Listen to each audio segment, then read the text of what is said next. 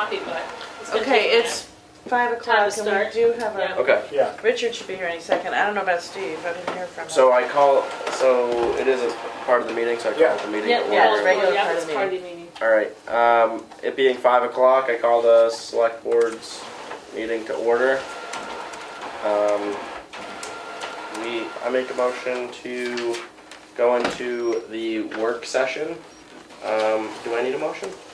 I don't No, I don't think so. No, It's just, okay. it's just first thing. I rescind my motion. We're gonna enter into a work session to go over the new personnel policy until about 6 o'clock. And at the end of the work session, we'll come out of it and I will entertain some questions and comments and input from the public. But until then, we're not going to, it's just going to be amongst the select board. So, excuse me. Okay. Hi. Howdy. That's okay, I'm seeing all in ages. So you don't need a copy because you've got your.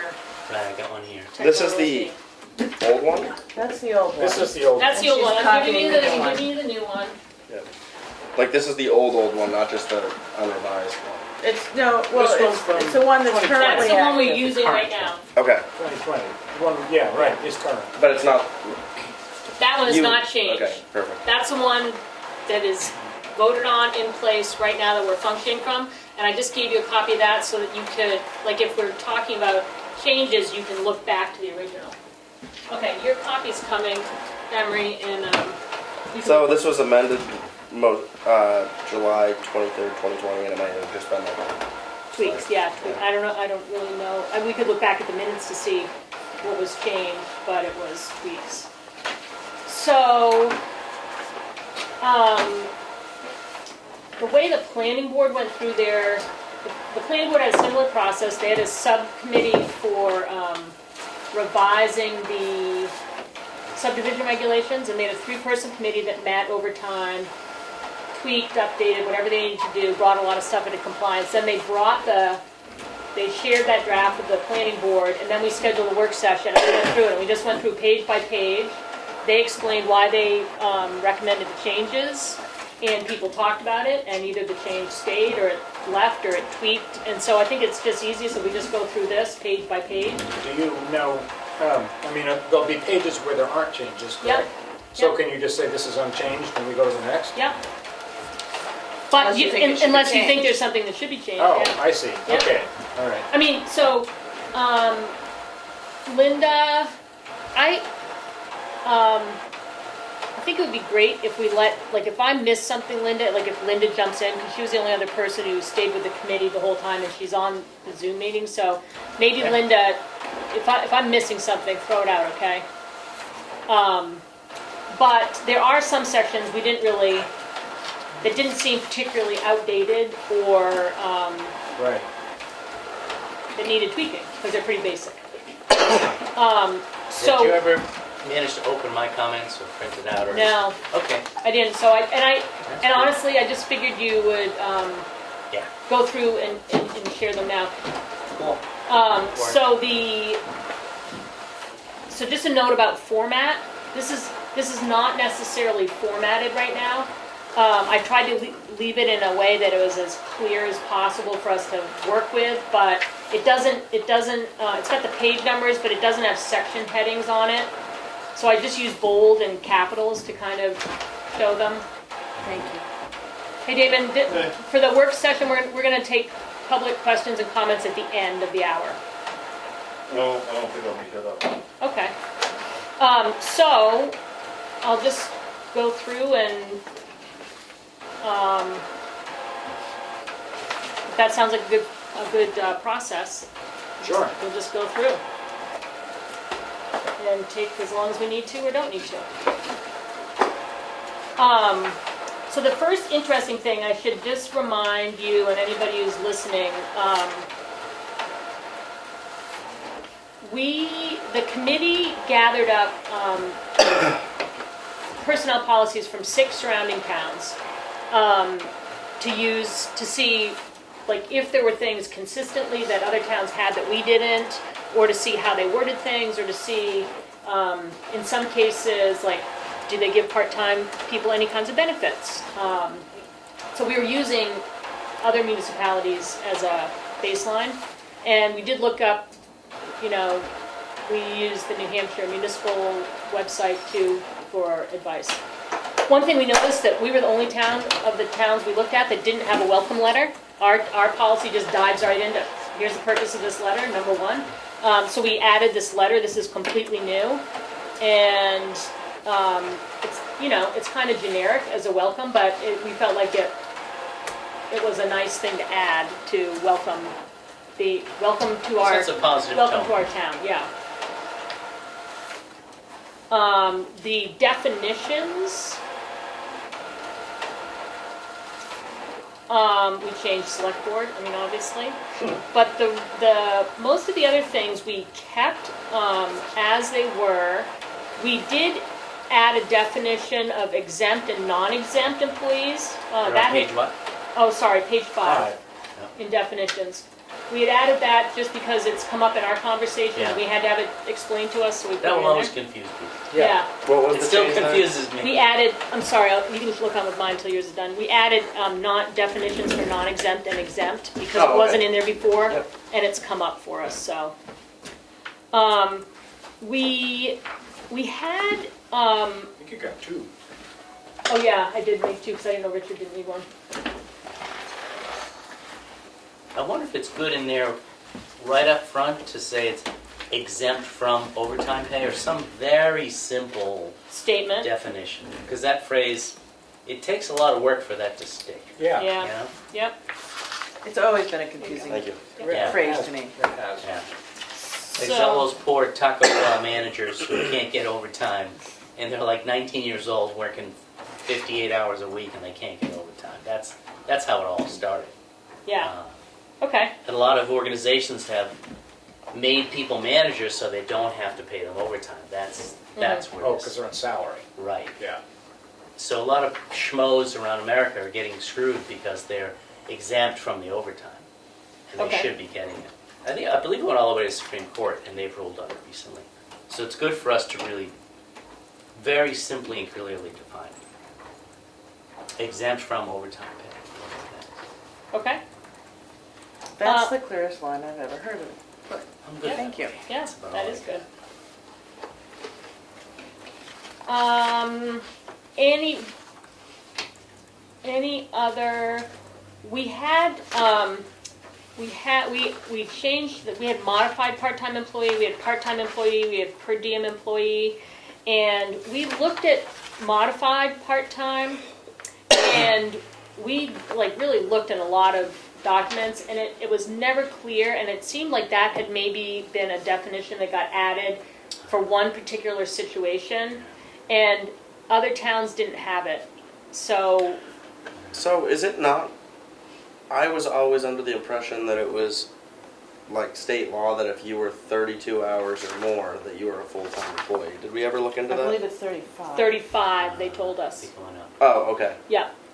Did that change recently, or is it? I don't know when it I don't know changed. why We I did was ask the lawyer, though. I don't know why I was under the impression it was 32. Yeah. But I think, yeah, we probably created modified for a particular situation that's Yeah. a little too specific. Nichey, yeah. Because then it's like, then it's favoritism if it's too nichey. Yeah.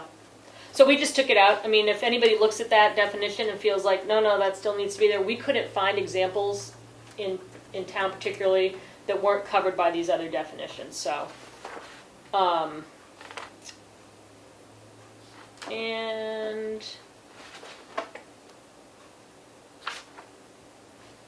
we did, you can look at, I'm on page 6, probationary period. I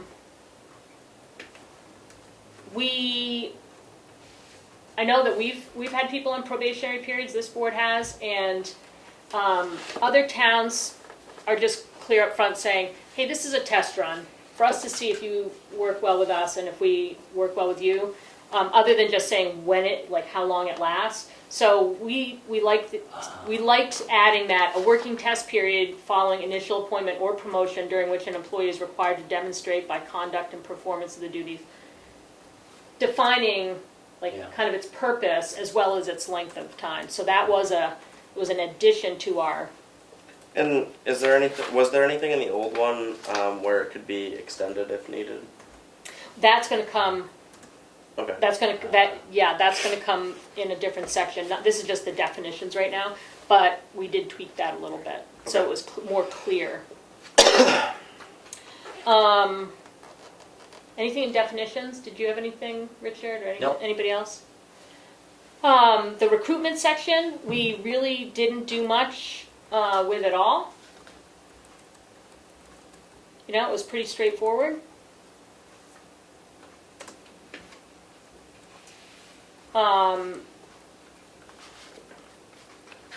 And then the selection, we really didn't do anything at all.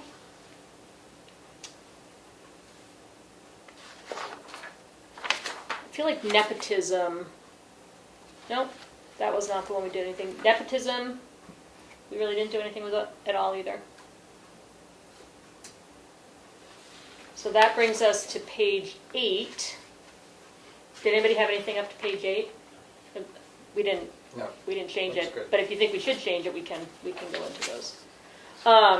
So, yep, No, I was just reading the definition of this. Sorry, Yeah. I wasn't actually going to say anything.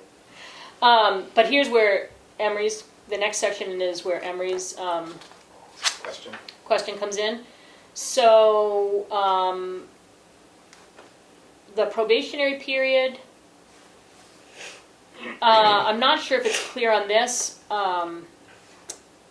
We met one more time after this, so I'm going to just give you the little tweak that we added. So the first line says, employees promoted to a new position shall be subject to a 6-month probationary period. The promoted employees shall retain all existing benefits. We didn't touch that. That's the way it was. As of the date of this policy, all newly hired employees shall serve a full probationary period. During the probationary period, the department head and the board shall evaluate and review the performance of the employee. If the employee's performance has not been acceptable, the board can terminate the employee before the end of the 6-month, 12-month period for police officers. What we added in here was a statement that said that after 90 days, we'll conduct a review. And the probation continues to 180. But we added that 90-day period in there because we've had a situation, at least one that I know of, where an employee has been in the probationary period for that whole 180 days without a real review, and that review could have been a helpful litmus test to give that employee more support, more directed support, if So a chance to fix them. chance to fix things. And also for the board and the department head to be more informed about how this new person's doing right out of the gate, so that they're not 6 months in. We don't have a 6-month investment before we realize, oh, they really need some support or they need more information. So when is the first review? 90 days. And it's amazing how fast 90 days comes up. Well, exactly. So Right? we need to be We ready. need to be on top of that. Yeah. So soon. we should probably put for Emily, let me put that on the calendar. Okay.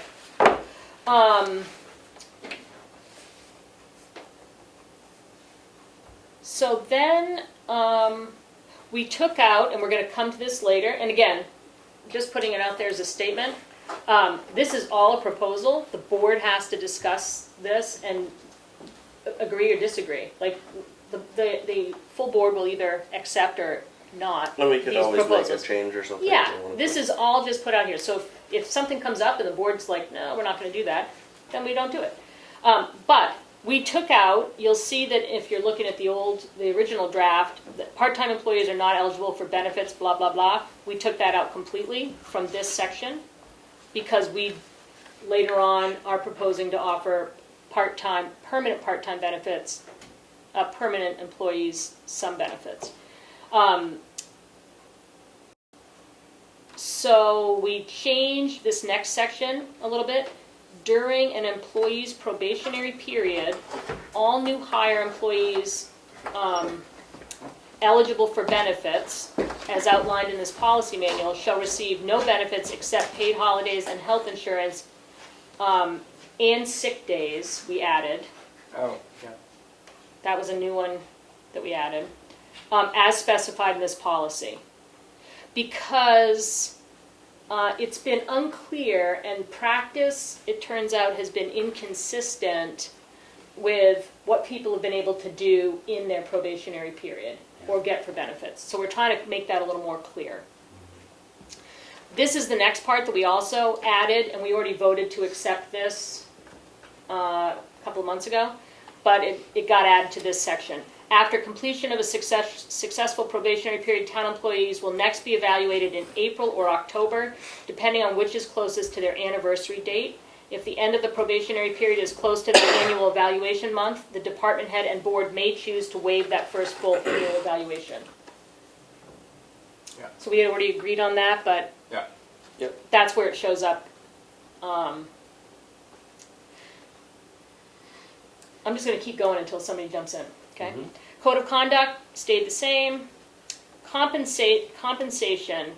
We, the original compensation block was like, the way it is on the page, it's just like a Yeah. big block of text. So we just tried to break it into, we just tried to give headings to some of those sections. So payroll, this explains how we do payroll in this town. Every 2 weeks, compensated for time actually worked, direct deposits. Like, we didn't change any of the language, we just gave it the heading. So it looks different on the page, but the language is the same. We took out the health insurance section that's under compensation in the original and moved it to a different place, which we'll get to. Which brings us to the next paragraph, which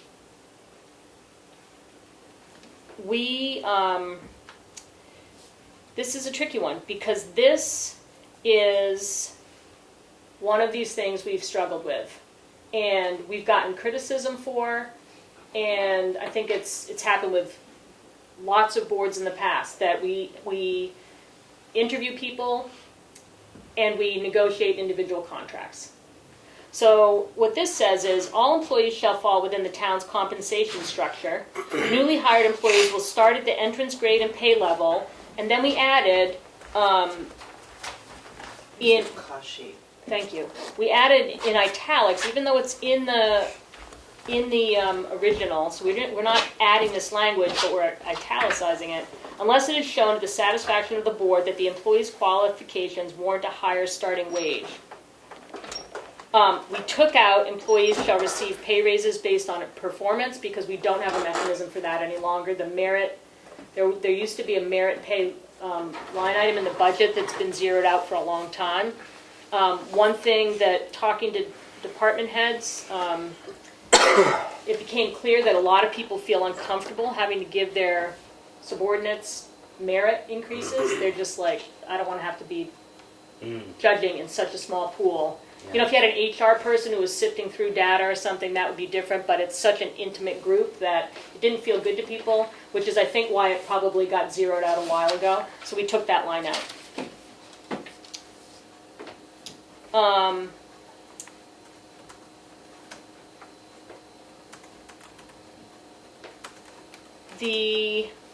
just making sure that I'm not just getting it. This is a new section. For new employees hired after the date these personnel policies take effect, the town reserves the right to assign the initial pay rate based on experience and qualifications. That section was new. So that gives the board some Leeway. latitude. It gives us, the board has always used latitude, not just this board, but boards in the past have, like, if they need an employee, if the employee's got qualifications and the employee says, I'm not going to come to you unless I get $3 an hour instead of $1 an hour, this gives the board the latitude to make that designation based on qualification and merit and need. We're just trying to put down on paper what people have been doing for years, so that we're acknowledging that this is what boards do.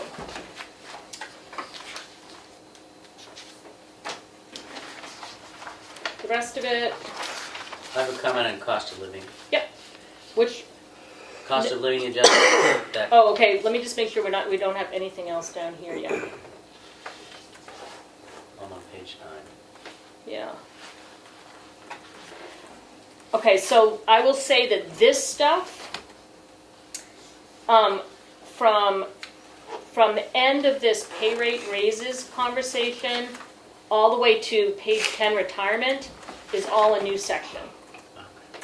Okay, so it's not in our current policy in this place. So, cost of living. I think you mentioned something twice. I don't see what I'm seeing on my screen, which was emailed to me on this, so I'm just gonna work off what I picked up in the email. This is the old one. Yeah, so what I'm saying is cost of living, Yeah, that's not in the old one. We added this good, because completely. I can't find it, so that's good. You can't find it, cost of living to halfway through page 10, Yep, to retirement, not in the old one. understood. Okay, It looks like you mentioned twice, cost of living adjustments are not tied to merit considerations. I think I saw that phrase in there twice, so I deleted one. oh, yep, sentence repeated. Thank you. The next one, pay plan adjustments. Mhm. That phrase, no less frequently than, well, it should be than, I think, and not then. Mhm. But that phrase has always confused me. What the hell does no less frequently than mean? I think it means At least. At least. Okay, Well, let's just say at least, because I know what that means.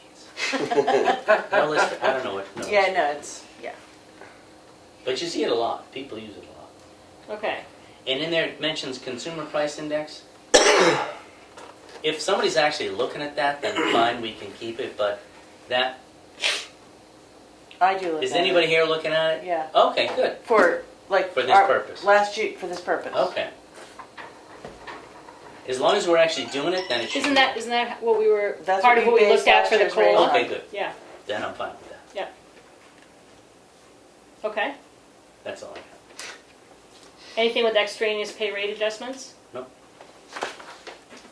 Health examinations? I think Steve's gonna be late. Did you just Gonna say be he or was gonna be is, late? I Said, think. oops. Oh, yeah. Well, we can get his feedback. Is health exam better than medical exam, or should it be medical exam? Don't care. Would you like it to be medical exam? That sounds more clinical, which might be good. Because I don't know, who's healthy? I don't know. Does- But I know if you've seen a doctor, it's a medical exam. Does medical, in your mind, include mental health? Oh, sure. Okay. But maybe to some people it doesn't. I hadn't thought of that. We could say health/medical or medical/health. I don't know. Now it's getting confusing. Okay.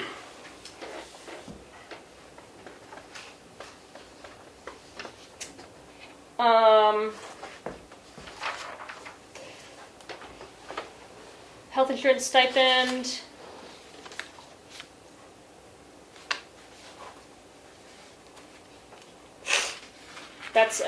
We didn't create that. That's something we've already been doing. Is that common? Because I'd never seen that till I came here. It's common in, like, I was allowed to do it in schools. I've seen it negotiated on a case-by-case basis, but I've Mhm. never seen it formalized. I thought it's a good incentive to keep people off. Right. I just figured either you choose it or you don't. This one, you don't need it because your husband or wife has it, but you get a little extra but you didn't choose it. So I wonder how frequently You didn't choose it? is this? Am I not making sense? Uh, Let's say Gabrielle had a great health insurance plan. Yeah. For a while, I was on hers, and then hers didn't get so good, so she came on mine. Yeah. For neither one of our employers gave us a little something if we didn't choose it. Because either you choose it or you don't. It's newish. I mean, at least in my experience. But you said you had it in Um, schools. it's been in town for I want to say quite a few years, but it's Yeah. been, I mean, for I would say at least 6, 8, 10 years, Okay. something like that. There was some differing opinions on it when Yeah. it happened. It does give a little bit of incentive not to use it, so you could look at it like that, saving the town money. Right. Some people's opinion was, well, that's half the point of working for a municipality is to get the health insurance. That's Yeah. a benefit. So either you use it or lose it. I don't really have Yeah. I think, I mean, If it saves us money, I think it's great. Yeah, We should do it. yeah, I mean, But I wonder if all those people who get it, they wouldn't choose the health insurance anyway. I wonder because their spouse already has it and they're well, going and to go that way maybe anyway. if their spouse had it, they wouldn't work for the, maybe it encourages them to work for the town, Okay. because they might not if they didn't get that extra Yeah. little, I don't know, that's my thought. When I started, I took the 300 a Yeah. month.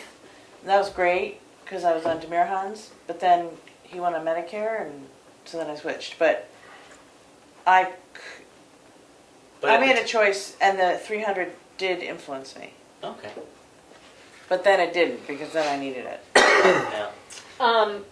But if you hadn't needed it for, say, years, it might have influenced you to want to work for the town. Or stay with the town. Or, I guess we don't. I don't know. I don't know. I mean, I it's just not look a at it. huge. I just look at it. We offer benefits, and one benefit we offer is I definitely don't think we should take it away. right. I think health Yeah, insurance yeah. is a benefit, and It's if one of somebody the big can't benefits use that, that we provide. then for sure. then rather than taking away an entire chunk of benefit, you're still offering a benefit to your employees, because part of what you get as an employee is the satisfaction of your job, part of it is your pay, and part of it is benefits, and we all Yeah. work for our benefits, whatever those look like.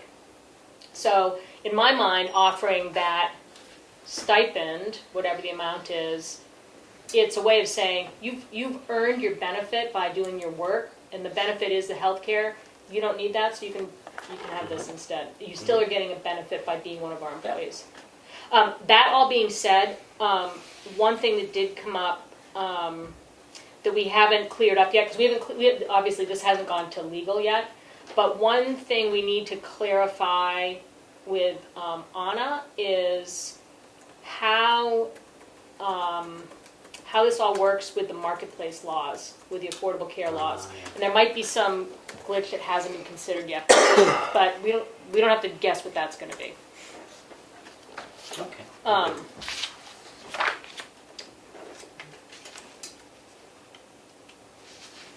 So right now, this is a question. This language came from the previous policy, and I don't know when this was last updated. And it says 50% for the single individual health insurance plan to a maximum of $300 per month. Well, right now the monthly amount is $814, so 50% of that would be, $407. So we have to decide if we keep the 50% language and just, if we change that 300, if we say it's only going to ever be 300 and we take out 50%, the 50% and the 300 don't jibe right now. So we need to know what the board thinks we should do with that. When was this put in place? I don't know when this particular change. Effective 7/1/2013. Yeah. So it has So- been 10 years. I think it might be. I think healthcare costs have risen. Yeah. So are you okay if I just change it to 407 as the Or, max? yeah, we could do Or 400 50%. or Oh. 50% with a max of Four. 450 or something. Yeah. Or, And then or that covers us. 425. That covers us for a few years. Yeah, hopefully we look at this again in the next 10.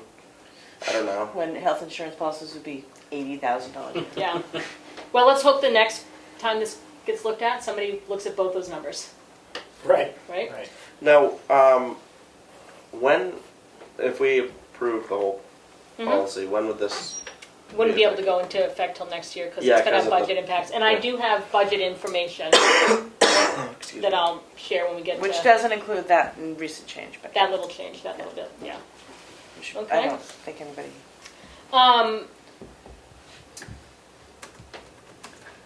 The evaluation section, are we good with that? The evaluation section, if you look at it visually, it's different, and that's because we added some stuff.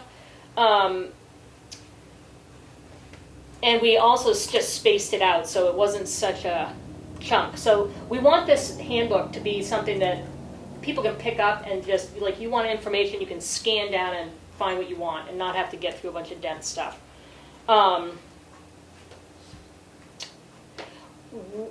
Other towns made quite a big point of making sure that anytime there's a change in policy, That change is printed on paper with a signature for the department head and a signature for the employee.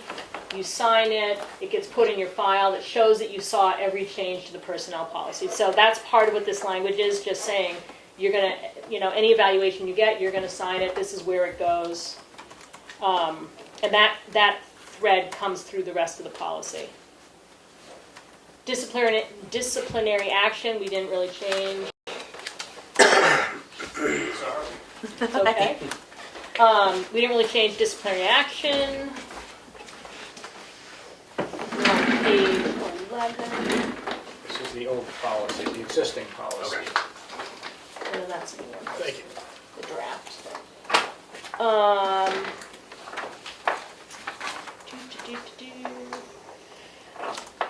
We moved drugs and alcohol, because we put up the appeal procedure, which came after drugs and alcohol, to keep it with the disciplinary action section. So it's just moving it around to a different place. And again, we just space things out a little bit. Then there's the drug and alcohol. Didn't really change drug and alcohol.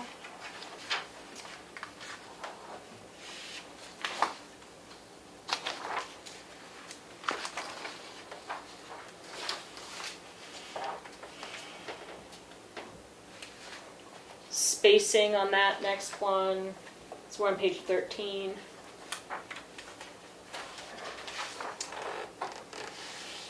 And then we move things around again, because before we got into the big policy stuff, we put emergency closings here. Now, we didn't change this. We had a conversation about emergency closings and pay a couple of weeks or months ago. Months ago. Did that, what came up with that? I don't remember. I think it was about if you show up for work and then it turns out You get sent home? you get sent home, Yeah. you're eligible for 2 hours of pay or something. 4 hours 4 probably. hours. Is it 4 hours? I don't know. I know a lot of minimums. Like when you get called in for overtime, I think it's like an automatic 4 hours. Okay. Yeah. Because I remember when I think we closed the transfer station when it was gonna be, minus whatever, Yeah. but I think we paid them for that day. Yeah. The full day. So this says, so the way the policy says net, and it does not specify between full and part-time employees.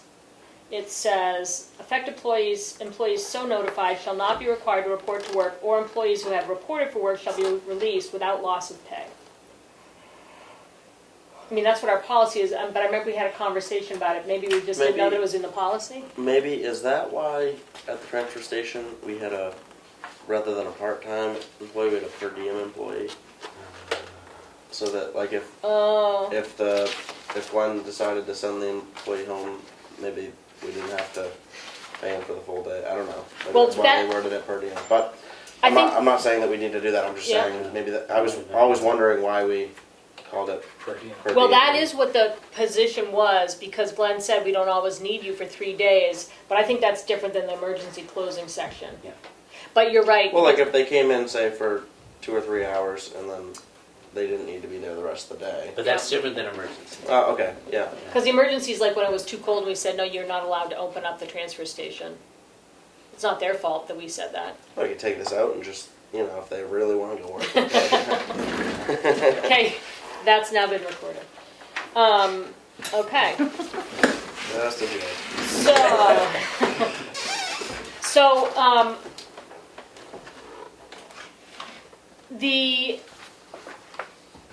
we've got the harassment policy section, and this was big. This was a lot of paper for just these sections. And so we tried to reword if it was possible, just to trim things up so it wasn't so many pages focusing on harassment and sexual harassment, which, Did this do not get me wrong, Did this go in front of did this get approved by the attorney? Not yet. Not, the old one has, Well, yes, but but the new one hasn't yet, no. Okay. I mean, we didn't take out anything substantive. Well, I They know, might- but maybe there was a reason for Yeah. all No, of we the didn't, wording. yeah, and I was thinking, I mean, I know that the town has had some cases, so we didn't take out anything substantive, but we tried to just like reword if possible to streamline. Yep. That makes sense. And then, so the next few pages are just about how to, if something happens, when is it not okay? How do we define not okay? What do you do? If you see it, what's your obligation? How do you appeal things? What's our responsibility as for confidentiality? Whistleblower protection, like that's federal, so that language we did not feel qualified to dive into. And it's pretty succinct. Going up from there, I think, reporting and investigating harassment complaint, You're on 17? 15, Oh, yeah? a harassment complaint. On mine it says an harassment complaint, the heading. Oh. Mine says A. Any. You're saying it should say and? It says an on mine. It shouldn't say and. No, Says it says A on Yeah, mine, so maybe that's, this is- maybe that's, Okay. maybe I tweaked it. Yeah, it's clear, it's clean on this one. Is there any section that denotes required training for employees of sexual harassment? That is an excellent question, and we do not have much in here at all about training. And I think that when we get through this, one of the things we should talk about is the trainings that other municipalities pretty regularly require, and that we don't seem to have record of requiring. So we did not add that, because it's kind of a big paradigm shift. And Linda will, she brought it up a lot, based on experience in different municipalities, and it's referenced in different towns' handbooks. And it's everything as simple as you have to have your internet safety training, to your slip and fall training, to your sexual harassment and misconduct training, to whatever else. And so, can you hold that thought? Yep. Because we should bring that up again. Absolutely. Yeah. Anything else until we get to town rehire policy?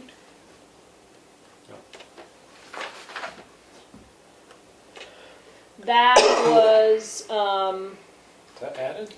no, it's on page 11 of the original. Oh. And again, it looks different because we spaced and streamlined, but we didn't substantially change the content of the policy.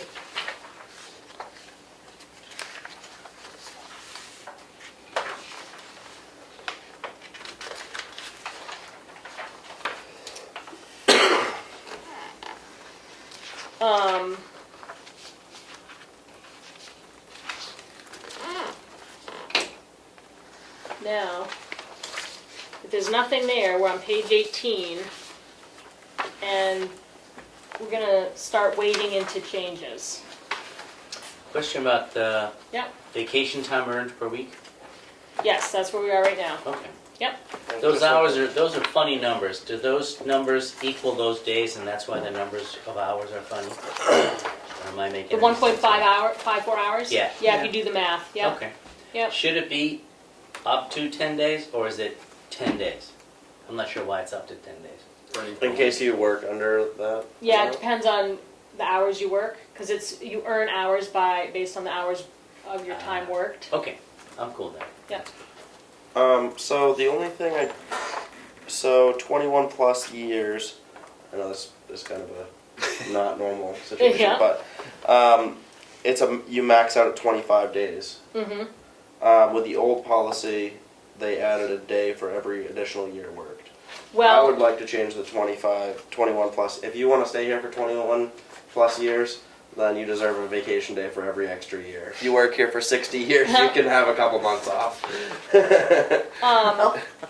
hold that thought and bring it up in a minute, because one thing we added is that you can carry over vacation instead of losing it annually. Can or will? You're allowed to. Oh, okay. Our proposal is, so the original policy,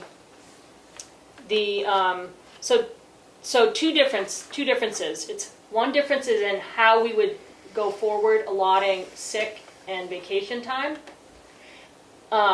In the current policy, you have to work for a full year to earn your 5 days off.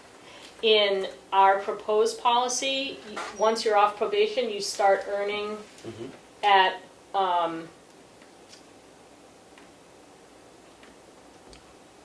you start earning, using. You can use it. you can not only earn you start accruing. That's the word I'm trying to I think think I of. still want to add that one day. Well, hang on. We can add it. So you accrue, so you can start using. You understand? I'm not working here for 21 years. I think he's got ulterior motives. No, I'm not working here for 21 years. You can count on that. But, So you can start using as you accrue it. So if you accrue 3 days, you can use 3 days. You don't have to wait. You don't have to work a full year to get Yeah. vacation Oh. time. Yeah. So that's the Makes sense. difference. So it's not that you're. But like in the first 6 months of I'm earning it, They can't and use when I it. get to like the first day of the end of my 6 months and I get sick, can I then can use Yes. the days I've earned thus far? Well, this is vacation time we're talking about now. Oh, okay. So yes, you can use your vacation time. Yeah. Then you don't have to Okay. wait till the end of the year. Okay, good. Yeah. It's that makes sense. it's not a difference in the number of we're not increasing the Right. time off You that can they use get. it sooner, It's how that's you all. can use it. Yeah. Okay. So we added here that you can carry over 120 hours of unused vacation time from one fiscal year to the next. That's 3 weeks. And in the past, they couldn't carry any over? No, remember we've had to, when people Yeah, I haven't do been able remember. to use it, we've had to grant special, whatever, Yeah. yeah, but how much can you carry over? 3 weeks period In the new model. in the new model. You can't carry over anything now. And, So, and one thing I would just add about the idea, like your 1 day, I thought, is that is a cost, right? So, because it goes on the balance sheet. So when that person then retires, they get paid for all that time. Because the town pays for it. Does that make sense? which is why I'm saying Yeah. wait till the end so you can hear about, Okay. because we made other changes too that may make it. So one thing But is, if you can only carry over 3 weeks, there'd still be a max number. Say you were here for 30 years and you had 30. You had 5 weeks Days. vacation and you carried over 3 weeks, you have 8 weeks. Yeah. And you quit on December 31st. Or, We pay that out. yeah. But they've been here for 30 years. Right. yeah. Yeah. I'm They not need to even learn 30 how to years take old. vacation. That's a long time. It is. Yeah, double that, man. What's our Um, longest 10-year employee? Anyone? What? You know Who's the been here the 10 years? longest? Yeah. I know there's. Oh yeah, maybe Glenn. I was gonna say there's somebody at the Judson Highway? Noise is over 20. Yeah. I think Glenn's 27, Something like maybe that. even 29. He's something over like that. 25, I know Yeah. that. I think Judson's at the point where he gets the 1 day per. Yeah. Yeah. So I the still next, want to have the 1 day. okay, let's. We can even do it after like 25 years. I mean, come on. Because you're saying that at 21 you're not accruing it, you're not allowed to get any more. You're staying at the 3.85. So you're saying if you're over that, you should be getting. Actually, An at extra 21, day. you start earning extra. But there's nothing 5 years after that or 2 Right. years after. Yeah, so at 21, but I'm saying like At 25 or 30, we could give them another bump somehow. maybe at 25 do the 1 day. I don't One know. day. I don't know. Maybe Okay. we don't have to. I No, just. let's put it in. I mean, Add 1 day. So I think this is tell going to be me- a very rare occasion. I I think don't think you're we're right. going to have a I ton think of. you're right. Yeah. Phrase it. How did you say? 1 day, I don't know. Now I After- have to stay 30 years. So. one additional day. So um, 3.80. year. 3.80. Of After service. 25 years Um, hold on. Employees who have worked 25 or more full years will be granted 1 day for every additional year worked. Okay? So if you start at 20, I'm starting at 25. I know, No, but no, I mean, Oh, 20 if you're years. years old, Well, so at Judson 45, started you pretty start young. earning a day Yeah, a One day year. for every Yeah. additional Judson year. started pretty young. I don't know how old he is now. Every but additional year worked. Yeah. Yep. He doesn't look that old. Got it. And will this, if you're already an employee of the town, like say you've been here for, is this going to affect you? So we're gonna have to talk to Anna to figure out like how you transition so people aren't losing anything. Yeah. We don't want anybody to lose anything, Yeah. and we want to make it, as smooth as possible. So we have to ask her like how did towns make those transitions? Yeah. Because I don't know Because that. people may be stuck with what the rules were when they were hired. Yeah, So we need, that's a key we thing need to make think sure that about. nobody loses out. Yeah. That being said, so then we've got you get 100% of your accumulated vacation upon your separation. However, employees who do not provide a minimum of 2 weeks' notice or a discharge for any reason other than medical shall forfeit unpaid vacation leave.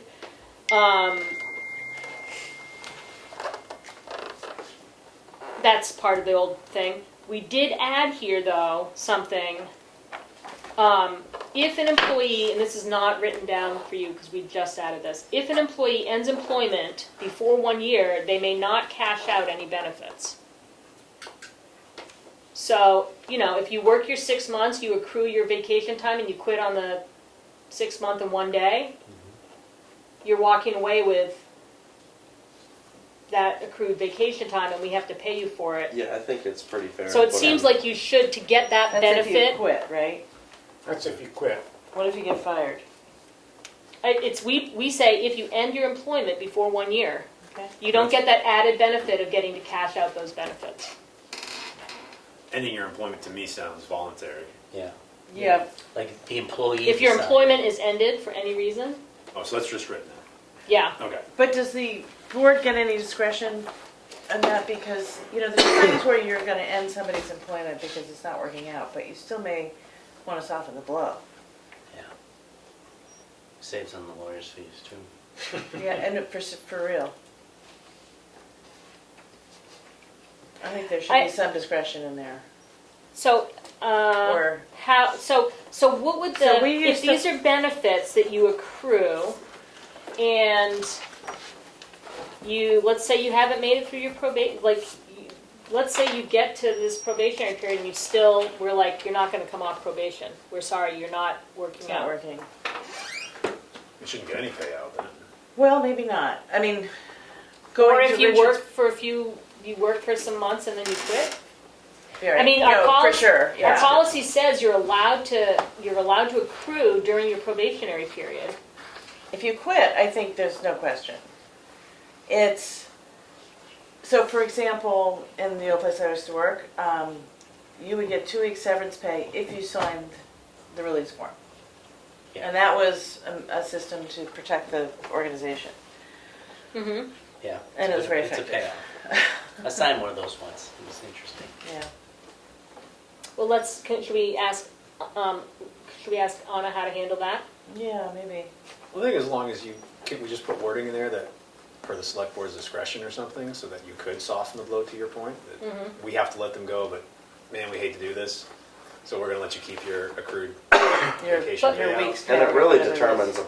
on the board. I mean, that could be completely different from one board to Right. another. Well, I was just but going to it's say still- too. Unfortunately, you could have a board that is punitive for some reason, Sure. and then I'd rather have something clean from the Mhm. lawyer about how. What other municipalities do. We did not. I mean, with that being said, though, I mean, it still is up To us. to the board, regardless Yeah. of whether it's in there or not. I mean, if you want to make special exceptions, You other can. than the old personal policy, you Yep. can still do that. But it looks Okay. like this one reads as if employees who do not provide, so that means they're leaving on their own. Well, That's the part that I'm reading. no, but what I'm adding, the part that says employees don't provide 2 weeks' notice or Yeah. discharge, but that's part of the original policy. I'm reading something that you don't have in front of you, that's handwritten in, Gotcha. that talks about, are If we gonna let employees who don't make a full year with us Yeah. cash out benefits, so that we have to give them a big check when they leave? Mm-hmm. I would say, I mean, I mean, I before see you weren't both- allowed I to have see any both sides. benefits for a full year. You couldn't use your vacation for a year. You had to work a full year before you even got it. Yeah. Now we're saying, we'll let you accrue And use it. and use it, but not cash. Maybe we say you're not allowed to cash out benefits before a full year of employment. You You can mean use like them, for but you literally can't the get You can cash use them, but for you can't leaving. cash them out. Yeah, that's a good middle ground, which is a little separate from exactly what happens if you get to your end of your probationary period and we say, let's end this now. Mhm. That's a little different. So there's at least two scenarios there. One is right at 6 months, and the other is between 6 and 12. But it might not be 6 months. Because we've had situations where somebody's been on probation, they didn't come off probation after Right. their 6-month Yep. period. Yeah, so that needs a little more, Finessing. yeah. If we can finesse it, I'll bring back are we open to bringing back a next iteration of language somehow? Sure. To look at this? Yeah, because we're not gonna get through this all by 6, obviously. Yeah, okay. Yeah. There's a typo under, the next page is,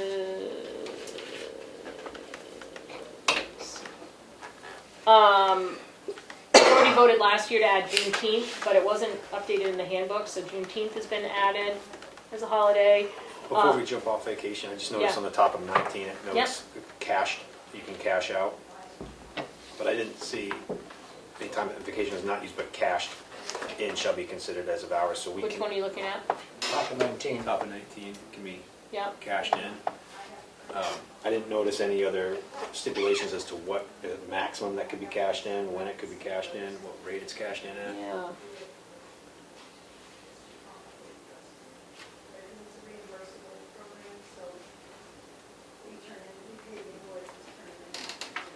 Oh, that's an overtime question. Is that the section we were talking about the other day? I don't know. I don't have it in front of me. We're gonna have to come back to this Okay. anyway. Let me put a big question mark, because I had a conversation about this, and I'm trying to remember what the conversation is now.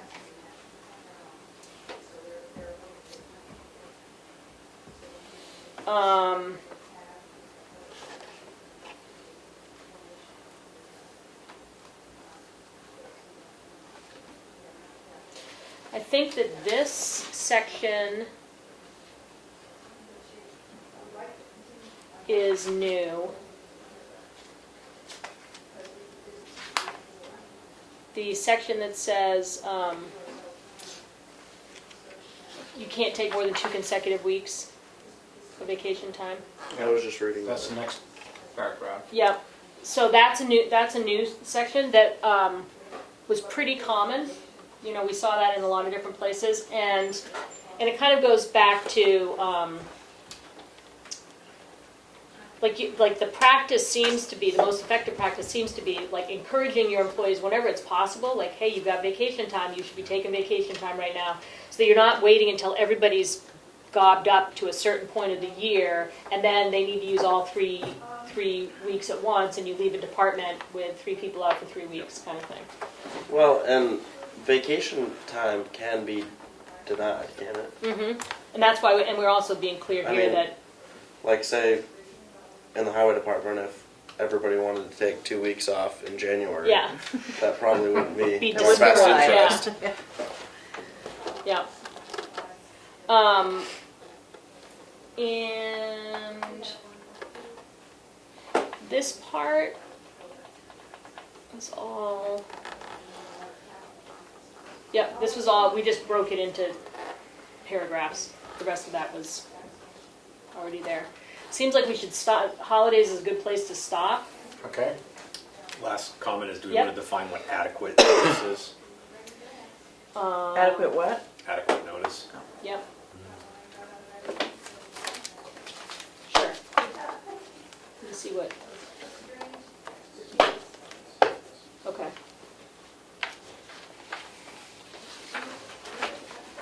Oh, good.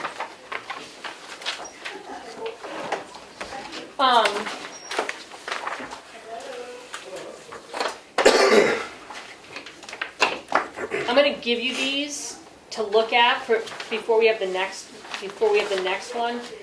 Keats and Elaine did, yeah, I thought they were double-sided. Keats and Elaine crunched some numbers. So this is obviously,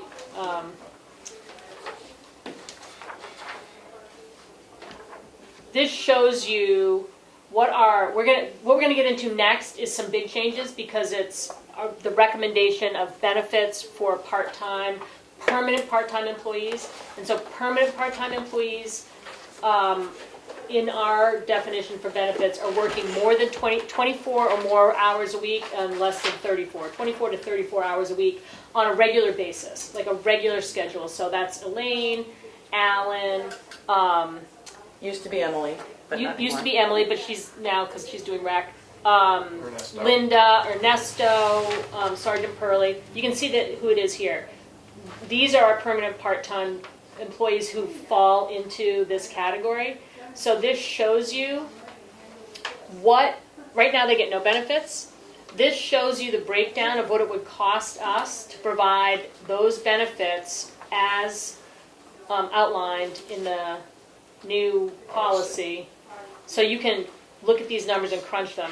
I believe, and we're checking on this, that the armed service, like workers' comp and armed service and jury duty is already there. That's already part of they already get that. That's not new. So that, It's not optional. it's not optional. You don't need to include that in your thinking. But the vacation time, sick time, federal holidays, you should look at that, be familiar with the numbers, and so you can see what the budget implications would be if we went with everything that's proposed. You can see rough numbers. If you said, well, no, we're only going to do holidays, what would that look like? You've got some numbers to work with so you can see. But you can see any of it's going to have a budget impact, so it can't start till next year. So if you could look at that before we have our next work session, so that we can go into that continued benefits conversation, that'd be great. So we just have to figure out when the next work session is.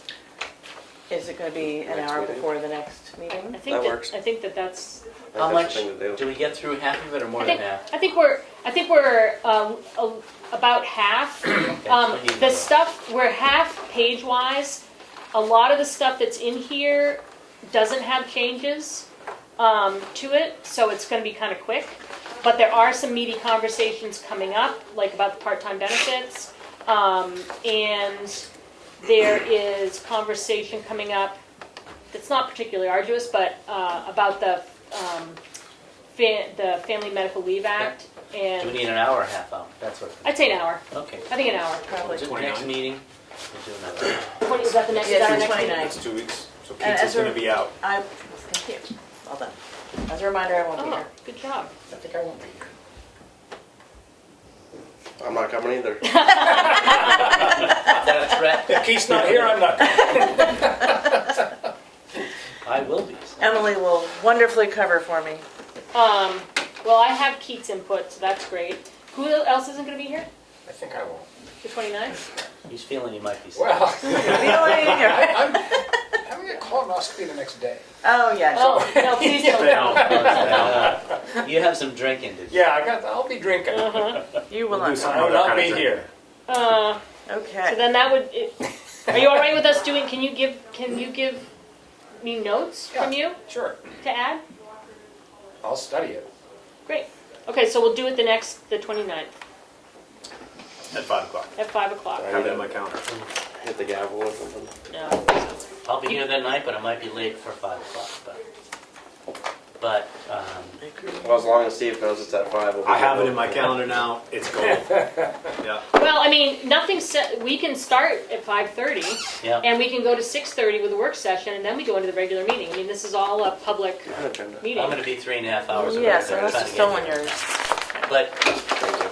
also my comments, I can try to email these again to you. You didn't get them last No. time, or wouldn't? Okay.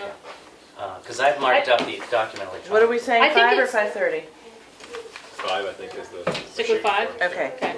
I think it's more helpful, Richard, Yeah. if you share your comments in public. Yeah, I think you're right. Yeah. That'd be great. I'll drive fast. Okay. All right, thank you. Thanks for the Don't work. tell the police. Don't tell Well, If them. you Lin- just I told can't them. see if Linda, Damn. Linda says isn't thanks it? for the input. There Okay, it great. goes. Now the chief's got it. All right. What road are you gonna Okay. So we're gonna end the work session, and I'll entertain any public input or comments or questions about the work session.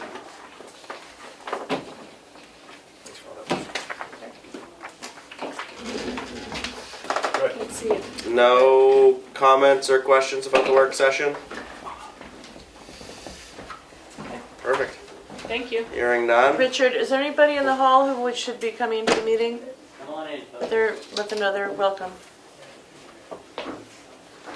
Hearing no comments. I will move on to changes. Change of addition. Changes or additions to the agenda? Yes, I have, we've added the municipal warrant for the unlicensed dogs. Let me just see this for a second. It's on the signature file. I think that's it. Okay.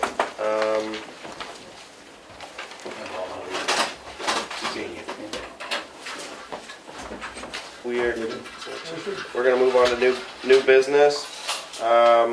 New Hampshire Public Deposit Investment Pool discussion. Who's starting us off with that? Well, the trustees, trust funds for the capital reserves and expendable reserves use the NHPDIP as the place where we invest that money. And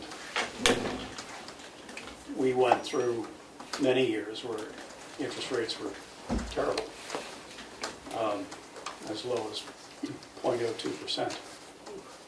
But in the last year, there's been a steady rise in the interest rate level that the pool pays out. The rate they show on their website today is 5.1%. And so, with that background, I asked Keats if the town might like to think about using the NHPDIP for town money. And I think Keats sent you all Yeah. a memo to that effect. So I guess I'm sort of the origin of the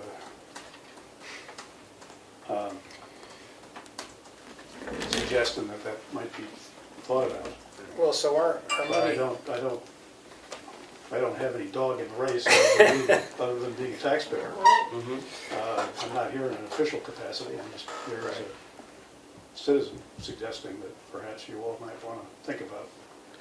so we spend down to a point where, like in June, we were down to just over $1 million, 1.5-ish, yeah. somewhere in there. Yeah. Then, of course, after we collect taxes, we're up again. So how much flexibility do you have in an account like that for withdrawals and, You can get out in a day.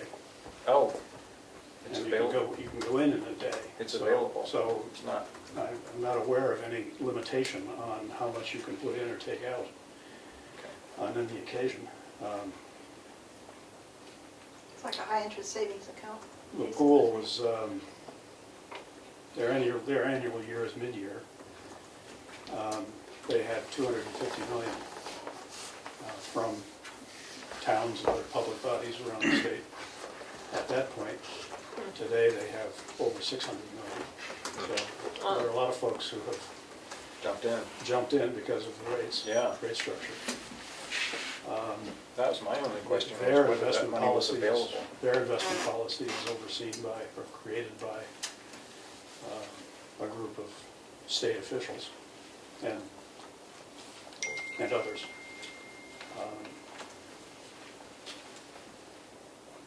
What's the downside? I just. Well, they emphasize they make a point of saying, as does any pool of that kind, that it's not FDIC insured. There can be principal risk, but the structure of the fund is such that they use high-quality investments that are well diversified. I mean, their policy is very particular as to what they can invest in, and also with respect to the interest rate risk they can undertake and the liquidity risk they can undertake. So they do seem to be structured to be able to meet withdrawals.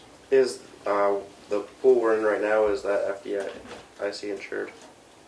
For our bank. The town money that's in the hands of the treasurer. Well, theoretically, I mean, up to 250. So, and many of our accounts have more than Yeah. 250. When I asked the treasurer, with Bob's guidance, are they collateralized? She said yes, but I think there's probably more research to be done on that. It's not clear in the conversation we had earlier. Yeah, I don't know if you all have ever asked the treasurer to speak to that, or to, demonstrate that that is so. I'm not criticizing, understand, or Yeah. raising doubts. I'm just saying, Your history, there's a certain amount of due diligence that I would imagine the treasurer and the select board yeah. will have to partner on from time to time. But you've been using this for some time with the trust fund. I've been a trustee for 10 years now, I think, and it's before that. So Yeah. how far back it is, I don't really know, but it's at least 10 years. And your experience has been good. Yeah, it's just been fine. Yeah.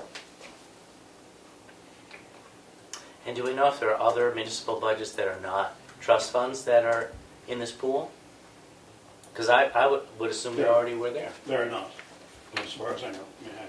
There are I mean, not, from no, other only towns. the ones that Oh, you from other manage. towns. I mean, from Yeah. other towns in general. Oh, other yeah. towns. Oh, Yes. yes.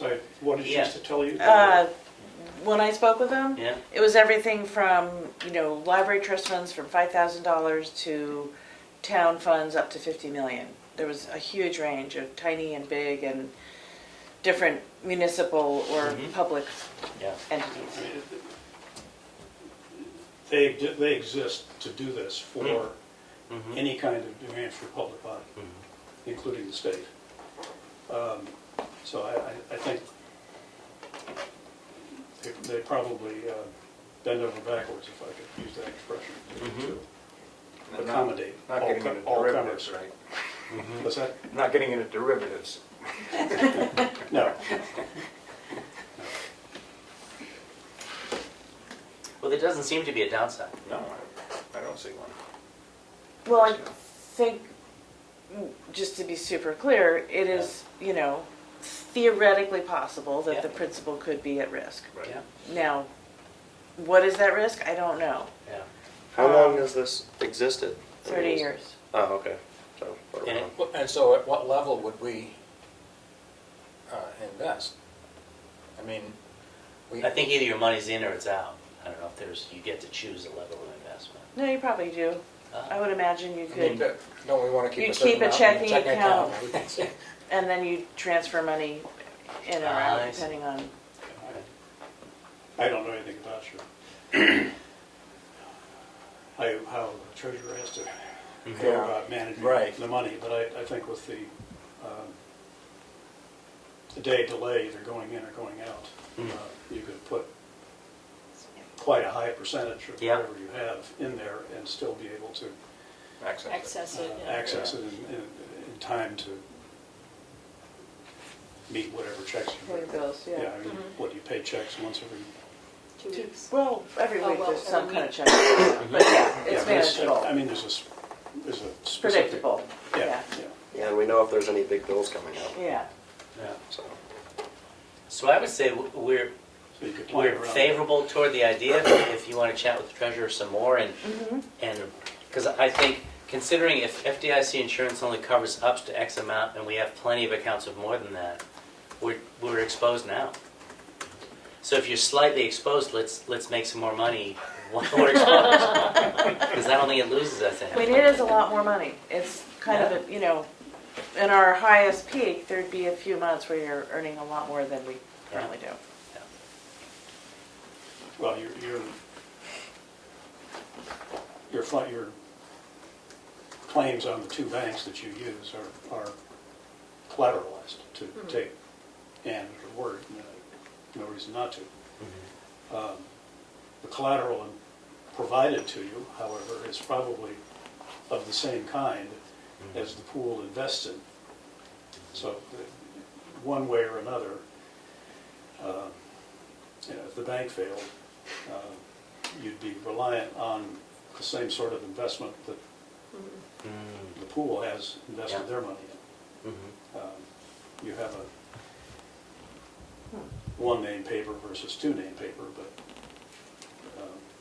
if you're collateralizing a bank deposit, you're probably not relying overly much on the bank. You're relying more on the collateral. Otherwise, you probably wouldn't ask for it in the first place. How does, if we're making significantly more interest than we have in the past, does that go into the general fund? Where does that money go? How do we get to use that money? How does it get accounted for? Is that unanticipated revenues, or what is it? I don't know the answer to that. Because we've never had to worry about too much interest. But you currently do get interest, Yeah. right? So So it must go somewhere, even if the it's same small way amount. that you handle it now. We just handle But more. it's just smaller amounts. More. Well, I don't know how it's handled now. It would be a Yeah. good Well, question but to I'm ask. saying, is it, Yeah. like, the last year was 5,000, it's put in the past 5 years, it's put up to 28,000, so however that's been handled Yeah, would be the same. yeah. Okay. We need to, I'm wondering where Yeah. that goes, yeah.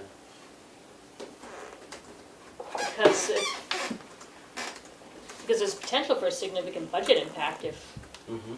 I mean, if we're at if this is at 5, what did you say, 5.1% now? Yes.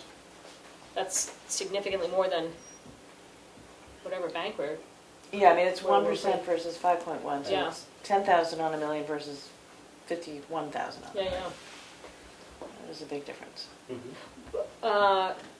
Could you ask, could you Yeah. track down how the interest is processed Yep. into usable form? How do we, yeah.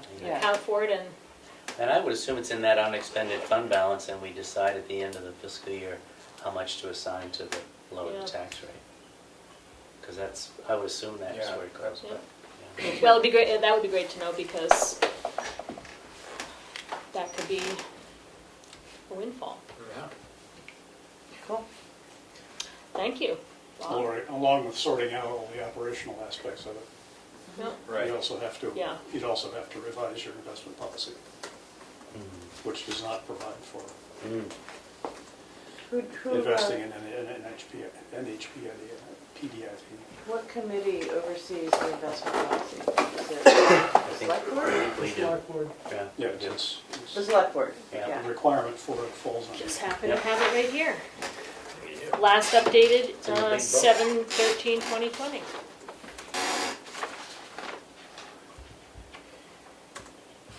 Maybe it tells us what to do with interest. I read it quickly. It's more restrictive than what the law requires, Yeah. for some reason.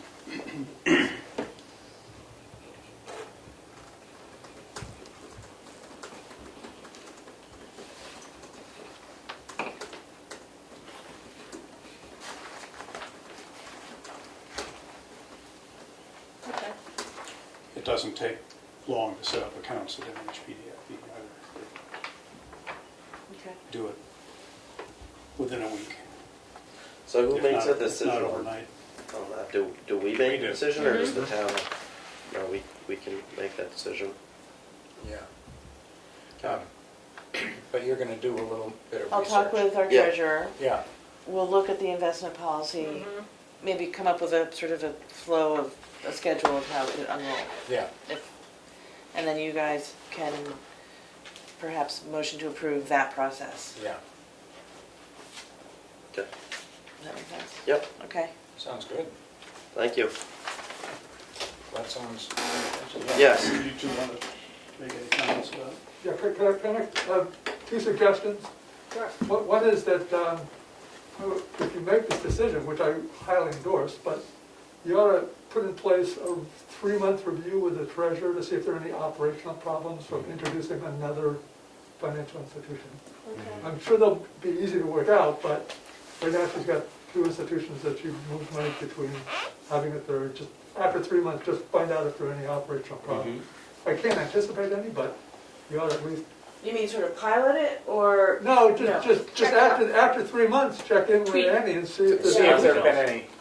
Oh, yeah, yeah, yeah, yeah. See how things And are if there are, Any you don't wanna fees? wait Yes. 3 Don't- years, 7 years. Right, yeah.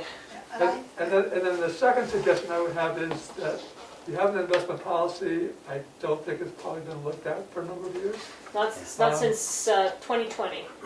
So, More and, reason than. Although one wonders what that meant. Well, Yeah, right. it's a nice new paper and font. Yeah. so my suggestion is that you take it upon yourselves or delegate to somebody else to review at least annually what interest rates are way different now than they were a year ago. Yeah, right? yeah, So, but you can't expect that they're gonna be that way forever. right. Right? Driving down the road with only a rearview mirror is not a great way to go through it. There was a point in time, which I remember, when the town used to issue tax anticipation notes, which they would pay interest on, and then invest that money at a higher interest rate and make money on the difference. That's not available anymore, but interest rates do change enough, laws change enough that you ought to at least annually review just to make sure that you're doing the best thing. But I would strongly encourage you to go forward with this.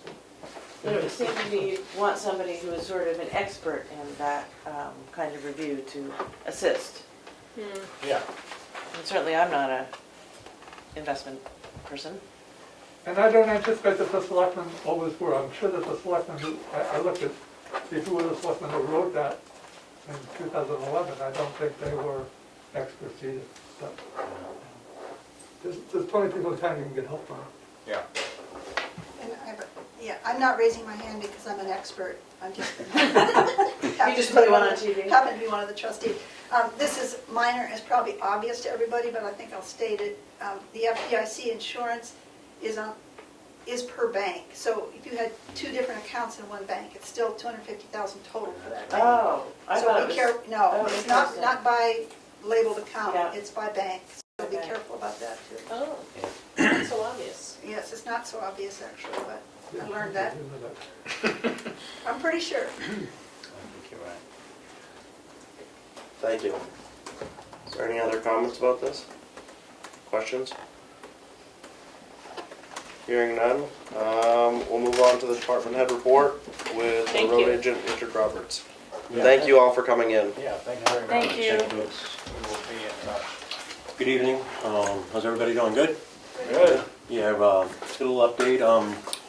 We did the Tall Pines intersection, got that done a month or so ago.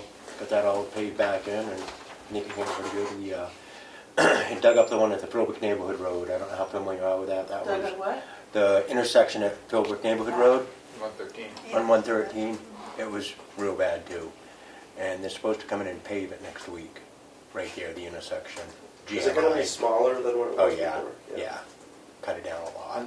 How far down, just the intersection? Like 30, yeah, like probably about 50 feet. Well, no, probably 40 feet, and we narrowed it in because it was so wide. Like on one side, it was like a 3-foot drop. So, yeah. It was terrible. We did that, and we had a mobile sweeper come in and sweep some of the town roads we hadn't done for a day. He got all done in a day. We've done everything else ourselves. Did a lot of the regular maintenance, the culvert cleaning, the turnouts, all that, culvert repair. And we just started this week. We probably actually worked there a couple days and cleaned everything else on the Great Hill Road. Digging that out, that last hill, digging it out, box cutting it, take it, hauling it back to the garage and hauling crushed gravel back up. We're going to be there a while in between doing other stuff because we're going to place a couple culverts and we're going to do some under drain. It's if you saw the water up there, you'd So, see did why they grind it's. that? I was gonna, but I didn't, Oh. after seeing how wet it was, because you could have ground it, and if you did anything after that, it was never gonna hold. Oh, It's very soupy on the left side going. As you go up, oh yeah, yeah, that's where we're gonna put a bunch of under drain, pretty much that whole side to catch the water and take it out of there. It's, and my feeling is, and I will put this before the board right now, I do not think we should pave that. For a road that gets 10 cars a day, I mean, we're having a hard time keeping up the roads that we have now that we wanna pave. That's just my feeling, and I'm asking for how the Board of Selectmen feel about it. I mean, we got a lot of gravel roads in this town, and we got a lot of hills, and we take care of them. I just think that our money can be spent wisely elsewhere on some of the more traveled roads, the paved roads. Where would you start? With the, it's probably right at the, it's Taking it right, back to gravel. oh, it's, you'll see if you go up, it's about probably 3,500 feet. It's really the big hill, the last big hill is Yeah. absolutely The terrible. long straightaway. The So long after the straightaway. turnout. Yeah. When you Oh, go okay. past Richard's house up there, the last hill. My feeling is we've got a $500 million grader, and we have somebody that can run it, and it's easier to maintain gravel than it is asphalt. Cheaper, a lot cheaper. Oh, it definitely is. It can always be paved in the future. And I don't care if it's the town of Tamworth, any of these little towns, we just don't have the money to take care of them. The payment part Not of at it, this point. not at this point. And I just think it's a burden on the taxpayers to come in and ask them for $1 million to pave a bunch of roads. I do. But, you know, that's gonna be, we're gonna be up there, you know, for another couple of weeks for that normal maintenance and other stuff we have to do. And the best part of it is we're hauling it all back to the garage, you know, probably have a couple thousand yards on top of other stuff that we can, when we crush again, we're gonna have some really good material too. So it helps up both ways. I do think it needs a much better ditch on the left side going uphill. Otherwise, it'll always be soupy. And I'd rather drive on pavement with a soupy base than driving on soupy gravel. You're not gonna drive on us when we get down, because we're gonna put a bunch of under drain in. That whole left side is gonna be, that's where all the water's coming from. I mean, there was one place in that road, it was about 2 feet deep compared to the rest of it. It had just sunk in over the years. Yeah. And I was asking my brother John, I don't remember it, but we were digging that out, and you get down about 2 feet, and there's another whole layer of asphalt. Oh, they just put gravel right over it? Yeah, I would say it was like the old farm mix they used to use a lot years ago. Yeah. And he could never remember anybody doing it, but you get down and there was about that much of it. So that's another problem, that water couldn't get out of I there. was sitting there. We just sit right on top of that, it got down there, and they just heaved everything up. Yeah. That was done about probably 25 to 30 years ago.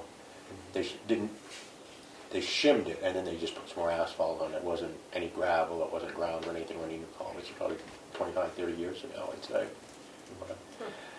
But did a little bit of dust control, very limited around town. Gonna do a little bit more next week. The town of Madison, it's a pretty good deal for us. We work together, they have their own spray truck, they come over and do it, and then we just have to replace it. And it saves us about 50 cents a gallon if we had a company come in and do it. It makes a big difference. What is it sprayed with? It's calcium chloride, it's a dust control.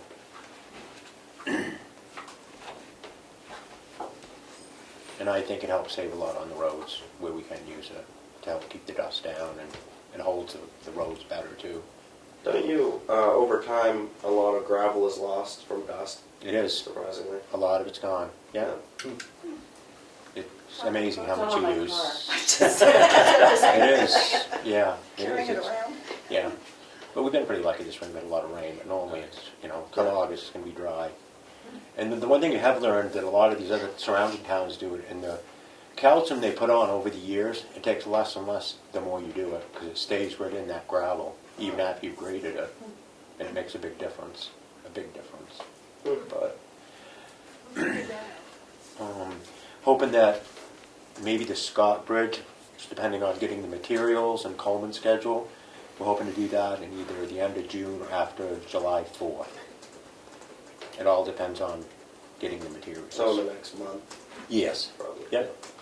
You can Yeah. make that part of like the 4th of July activities, people come and bring a picnic and watch I don't that know about circus. that. I don't think we need that. And That's gonna be amazing. And we're hoping that we can get it done in 2 days. Mhm. We're gonna try to get everything there and try to get it done in 2 days. The majority of it in 1 day if everything goes good. That's So, impressive. yeah. But I don't have anything else. Any questions for Richard while he's here? What's up with the bridge over on 113A? Oh, I'm glad. It's about to I be forgot- replaced or yes. something? Yeah, I got that information right here. I met with the state after we talked about it. The Route 113 bridge up by Fowles Mill Road, it's gonna be shut down July 13th. And they have to have it reopened in 42 days. Time for school. July 13th? July 13th, when I met with the state the Yeah, other bridges day. get replaced. No, They did some work on it. What's that? Oh, Reopen how many days? 42 days. 42. Yeah, and it was replaced in, I think, 1952. oh. Really? How come they didn't, do you know why they didn't start earlier after school was out? I have no idea. I just know that they said they had That's pretty- 42 days to get it Yeah. done. And they said that the state engineer said that the beams are in pretty good shape, but the deck is just gone. That's the problem. I don't know if anybody knows here. Last summer there, like a Yeah. 4-foot hole was right in the middle of the bridge. Yeah. Oh my That's God. why they patched it. They weren't supposed to do that for, I don't think, for another 3 or 4 years, but they don't have any choice now. Where is it?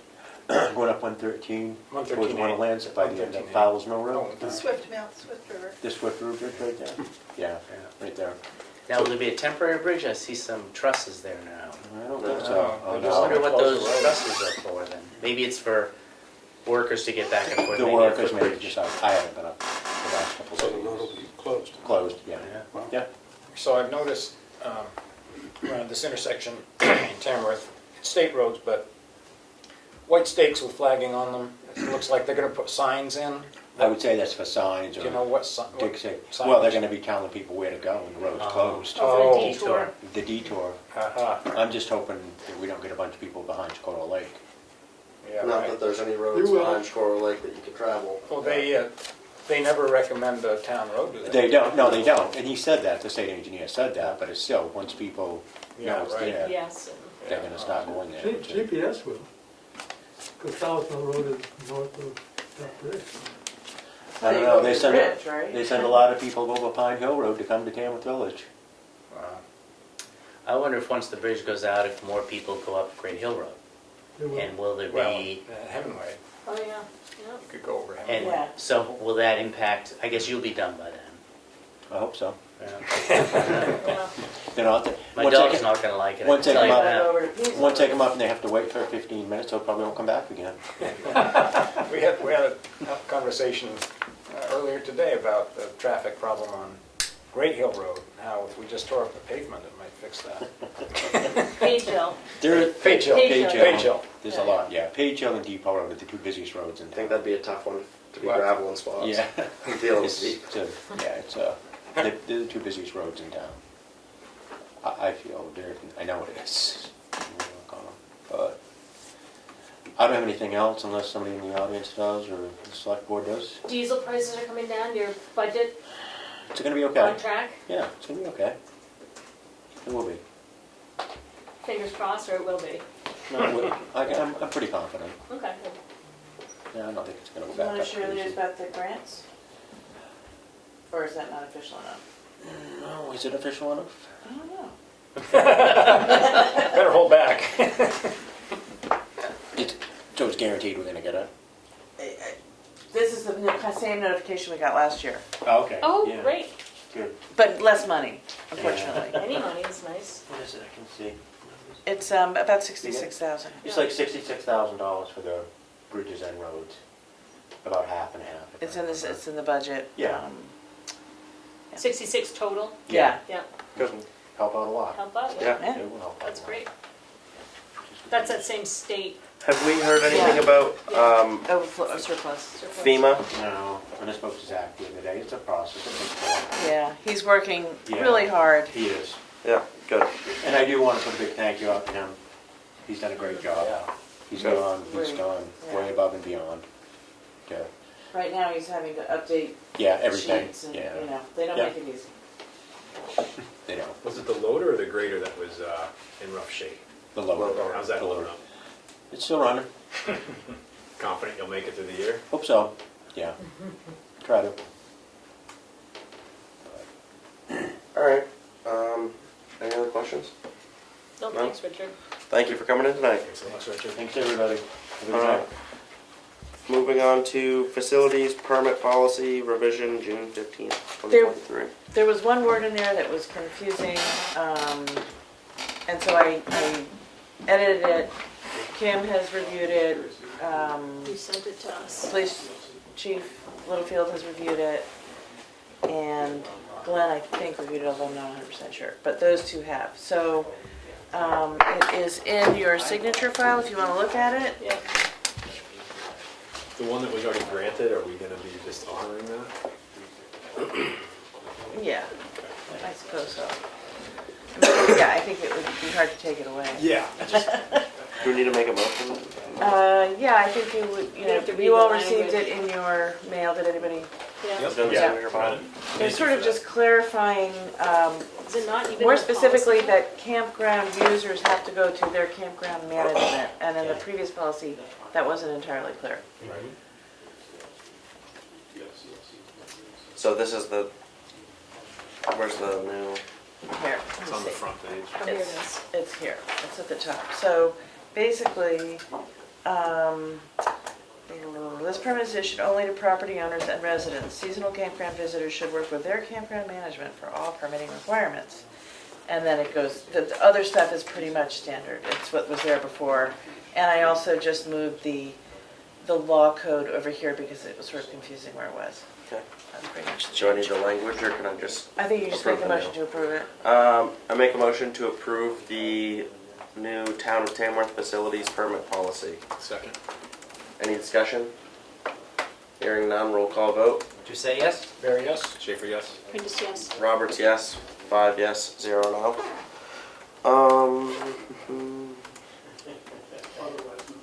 Moving on to, do you have questions? I was just gonna say, make sure it gets in the book, because the one that's in the book is from 2008, which That's- is like 7 iterations ago. I think that's because I only pulled out the 2021. Okay. there was So a- you've got the 2021? yeah, Okay, yeah. good. Good. Yeah. Moving on to the appointments for zoning board of adjustment. Was there any conversating about that, or do we want to? Just that with these two appointments, we have a zoning board of 5 people, and, which is great. 3 appointments, but 2 new? 2 new, we already, David Little, Becca Boyden, and Don Bergen are already on the board. They just have been reappointed by you all. And then these 2 are joining. We still need, and please keep an ear out for 3 alternates. And it is probably the lightest committee work you can do. So, Do we need to We need a approve the motion. appointment? Yes. Yeah. Make a motion to appoint Nicole Mar Whiteside and Miriam Habert to the ZBA. Second. Oh, excuse me, I always thought there was 3, but that's the Conservation Commission. Any discussion? Roll call vote. Did you say yes? Barry, yes? Schaefer, yes? Prentice, yes. Roberts, yes. 5 yes, 0 no. Dog warrant. No, that would So be you have the Conservation Oh, Commission. sorry. I make a motion to approve, to appoint Teresa Fournier to the Conservation Commission. Second. Any discussion? Questions? Hearing none, roll call vote. Did you say yes? Barry, yes? Schaefer, yes? Prentice, yes. Roberts, yes. 5 yes, 0 no. Do we know if the Conservation Commission's full now with her appointment? I don't know. I think they are. Like 75% sure.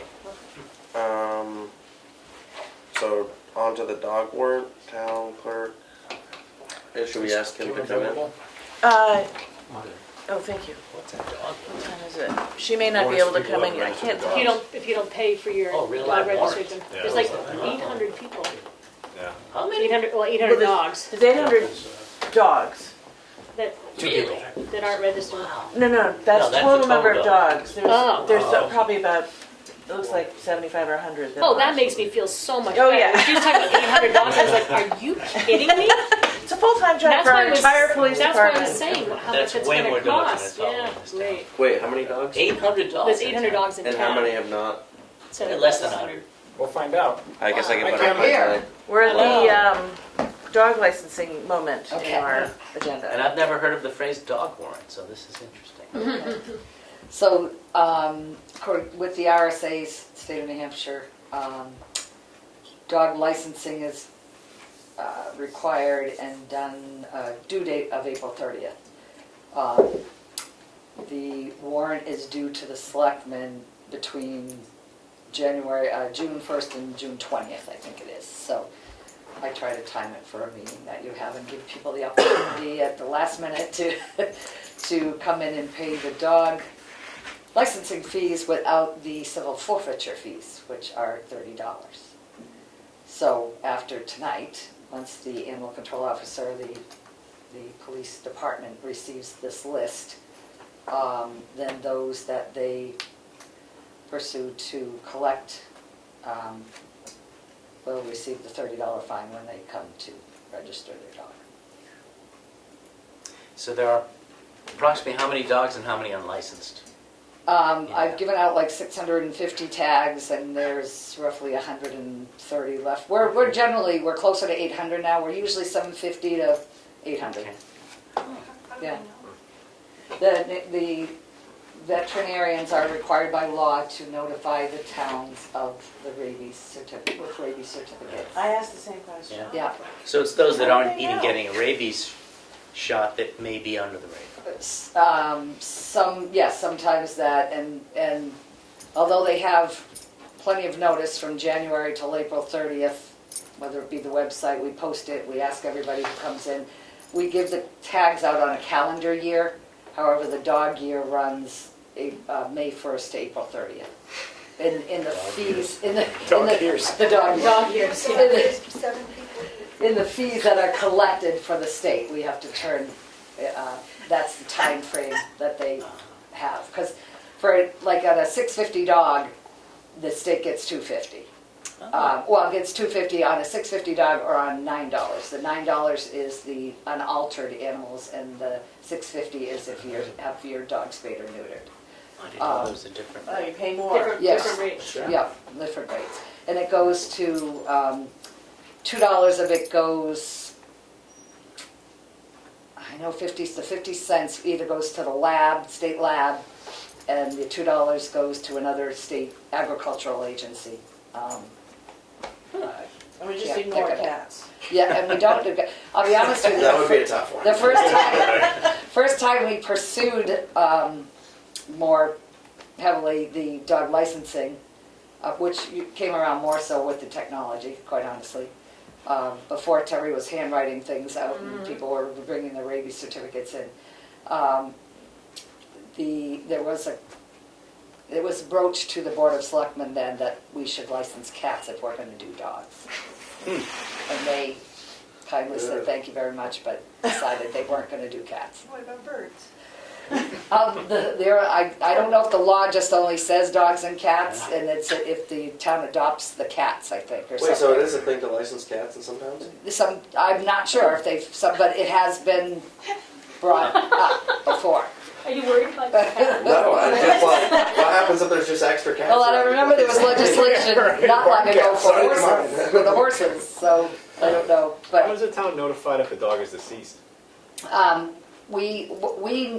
there's plenty of notice from our office, and this is why the $30 hits later, because between our office efforts and the police, animal control officer getting involved, there's time involved, obviously. We send postcards out, and then we also have our email sign up, and I blasted out 4 rounds of email notices and said on the 4th reminder, June 15th, your do or die date, you have $30 after that, no excuses, So if a dog is deceased, you just have to notify yourself? They have to notify us, yes. We have to go on there. I'm not going to say there have been people who have notified us, and then all of a sudden we get a rabies vaccination from Wait a second, $6. the New Hampshire vet. But anyway, yes. We go on the honesty system, I guess, with the notification of the What deceased. about long-term visiting dogs? We have a lot of that. Some people are doing the adoption, not the adoption, fostering. Dogs owned by Fostering the dogs, and it's if they're licensed someplace, they don't have to be licensed here. But if they would like to license a dog here because it's going to be here, and it would be easier for our town law enforcement to find the owner, they are able to do that. So we do that as well. So you just need us to accept the dog warrant as presented? It's presented, yeah, and then we further that with we let that go with the animal control officer. Okay. Some towns put dollar amounts on it. It becomes very difficult, because I think, we've never have done that. You end up, I don't know if it's, I'm gonna use the word abatement, but you end up having things that aren't collected, and then you come back and you have to, Yeah, it's Yeah. too much work. so we leave the warrant as an, I'm gonna say an open warrant, if you would, just on the collection of the remaining dogs. Some may be deceased, we may not collect money for them, you know, some maybe have moved and we're not aware that the owner has moved and the dog is no longer in Tamworth, things like that, so, yes. I make a motion to accept the dog warrant as presented. Second. Any discussion? Hearing none, roll call vote. Doucette, yes? Very yes. Schaefer, yes? Prentice, yes. Roberts, yes. 5 yes, 0 no. The town finance aspect of tonight's meeting has run the gamut now. It's pretty I was good. gonna say, pretty much what we collect and keep covers the animal control officer's line, I think, Yeah. quite frankly. Well, that's good. Well, now maybe the interest can help. Yes. If some of those dogs don't come forward and pay their fines. You're the next one, yeah. Oh, I am, okay. Tax deeding update. Tax collector, Kim Trammell. I think that's it. We have about 20 properties that are still, we're still looking to collect for on the deed side. There are, I know I have my paperwork in my office, sorry, let me think from what I've done. 17 are pretty much the same, they know the routine. There's probably 3 that are not, haven't been in that situation before. So these are properties that have not paid their taxes for 3 running years. 3 running years. It's 2 years and a day from the oldest lien is how the deeding works. But generally, usually it's 3 years worth of taxes, yes. So you anticipate those 17, they'll come forward at the 11th hour with their bag of Yep. money? It generally has happened in the norm in the past, yes. Yeah. Yeah. 3, they're, the 3 newer ones, they're two of the 3, I send out courtesy notices, which is not part of the procedure. I did send the notices out, and a little more in layman terms, so they understand, and I asked them to contact me if they have any questions. I sent those out the middle of May. So they have them, I haven't gotten them back. One parcel I did, and that's that 3rd parcel that I think is just, that's a piece of land, and I'm not sure if something's happened within the family that possibly maybe someone has passed and the heirs aren't aware, or something like that. I'm not sure the situation, which has occurred in the past. But we did make our best effort. I go down and pull the last payment we received, pull that up, find the name of whoever it was, and try mailing it to that location. And see if that, it just, you know, can help bring the heirs aware if that's the situation. But anyway, yeah, so I think we're in, for what it's worth, I think we're okay right now. I will provide a list as we go a little closer. If there's situations that I think we may need to have, you know, selectmen go to a parcel or something just to look at, contemplate, as far as whether we do proceed in taking that deed on August 2nd. Oh, is that soon? August 2nd, yes. So the certified mail notices for this deeding situation, which means we notify the owners and the mortgage holders or lien holders if there are any, is by the end of next week. The owners will get their notices before the end of the month. The mortgagees will get their notice for those parcels that are left that are unpaid. Is there some, am I remembering some deadline around this process in October? It's August? Yeah. Just nothing that comes after August? No, Yeah, it's August. yeah, It was it's last August. year. And it A used lot to of be, written moments where we notify. Yeah, it used to be in, I used to do it in May until COVID. yeah. And then when COVID came, I forgot why, it wasn't just COVID, but it was that situation and deeding and leaning together. The deeding we put out a little further. I think in 19 or 20, I can't remember. I think it was 20. But it seemed to, and I've left it there because it seems to have helped in regards to that extra time frame over the summer. Some people may be seasonal, Right. employment, see whatever their situation is. I know what you're thinking of. I have to finish a leaning process by September 30th. Because I can't be longer than 18 months from when the tax year started. So April 1st is we have 18 months to place a lien on a parcel Okay. in that manner. And the deeding, I just kind of follow it. I think it made it a little better in regards to that the collection on the deeding, doing it a little later. There are towns that I know do it in June. Some of them with the tax collection, that's kind of why I picked August.